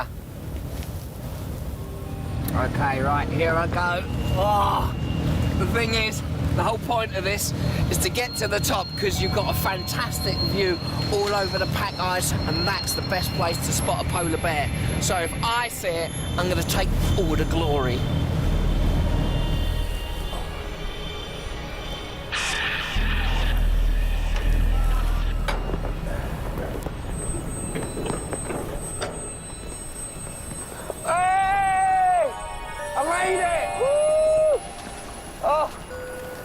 This is great. What a view from up here. Woo! Have you spotted anything from up there? I've got my binoculars. You couldn't bring them up. I forgot them.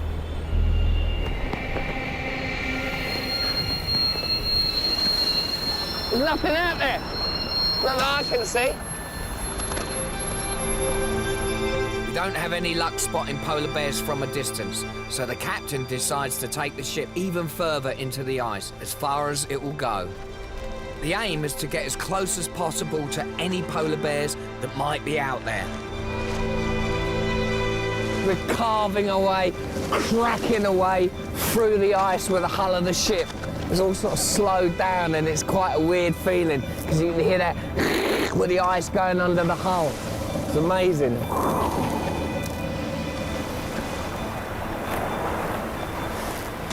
Whoa, look at that. All that ice getting crushed by the boat. Woo.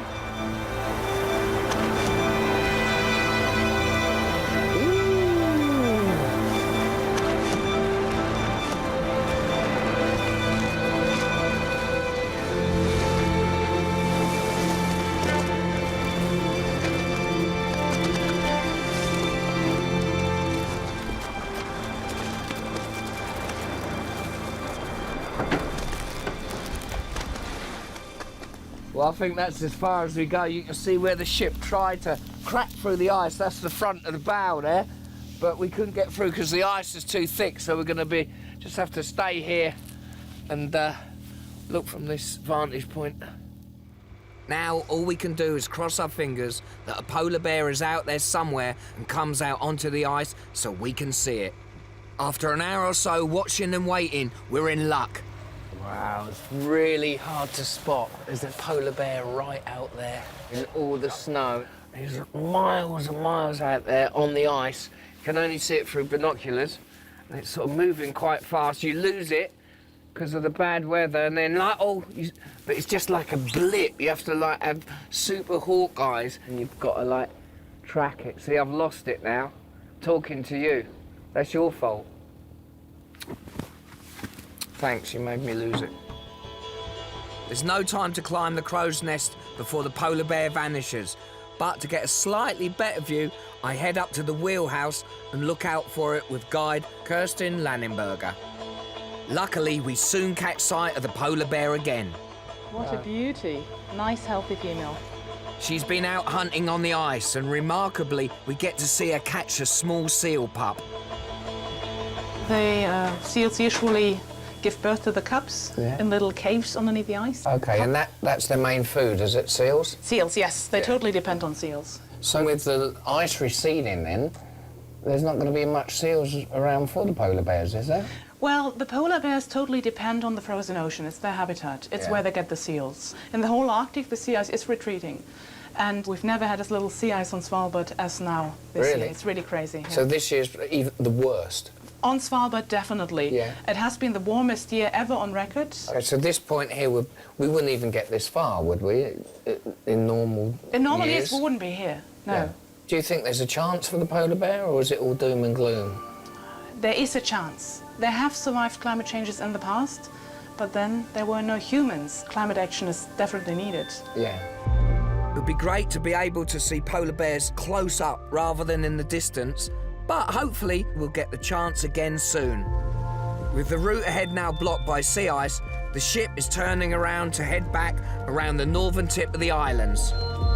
With the sea ice already melted up there, apparently there's a good chance we might find some polar bears marooned on land.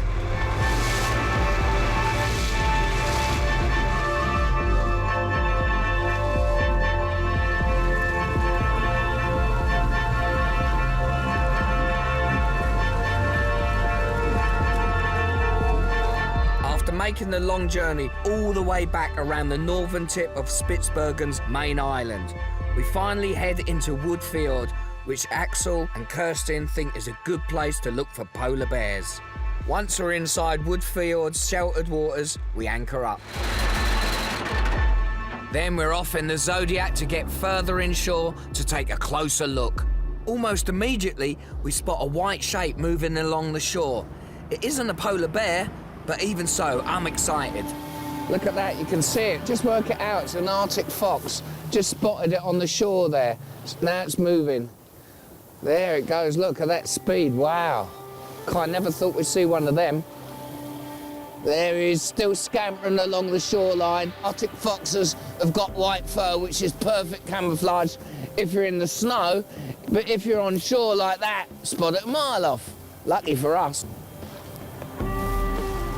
Look at that, the fox climbed all the way up that steep cliff, and it's after the nesting birds can have a little munch on some eggs, but they know it's there and they're like, rrr, rrr, rrr.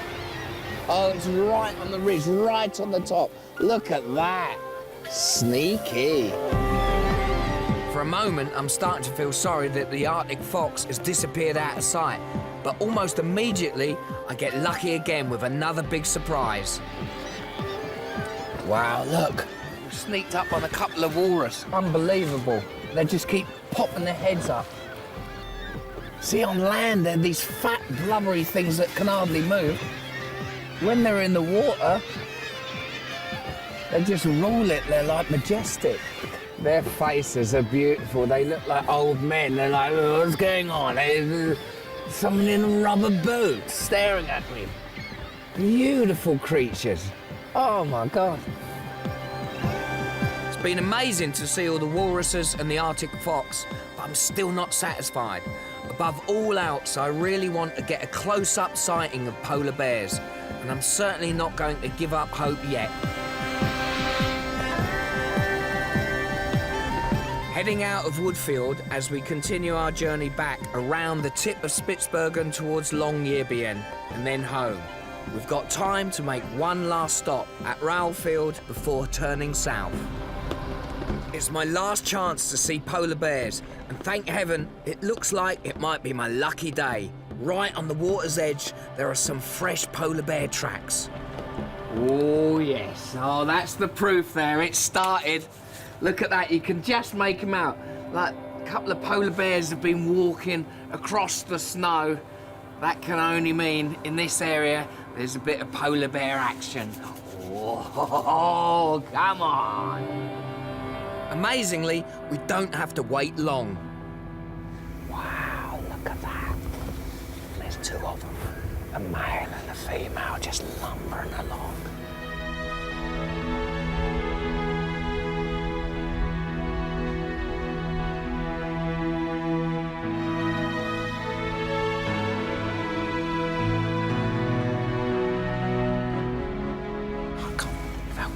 They are.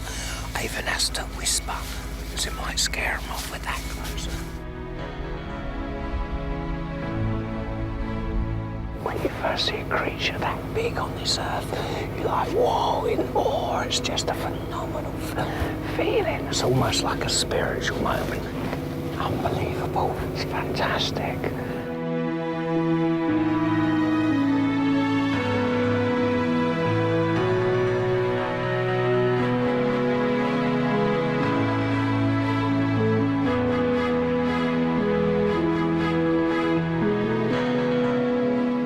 Two polar bears that close, that is fantastic. That doesn't happen often, once in a season. That was just amazing. My phenomenal Arctic adventure is nearly over, but there's just one last thing that I need to do in order to help celebrate the end of my journey in style.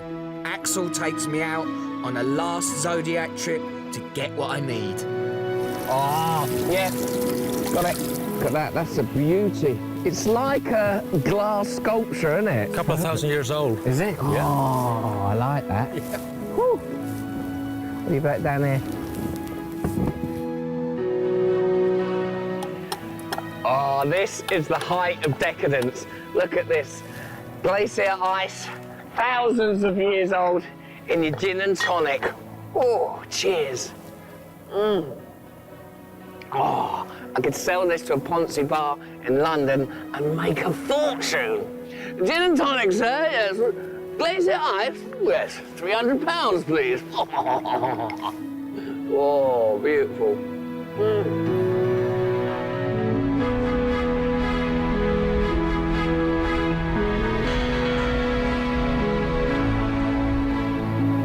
Geez, how special is this landscape?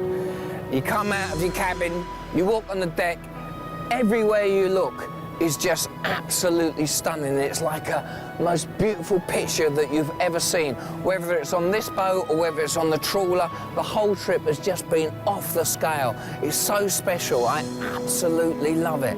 Oh, and also, you know, 10,000-year-old ice in your gin and tonic. Does life get better than that? No. Oh, cheers, everyone. Woohoo!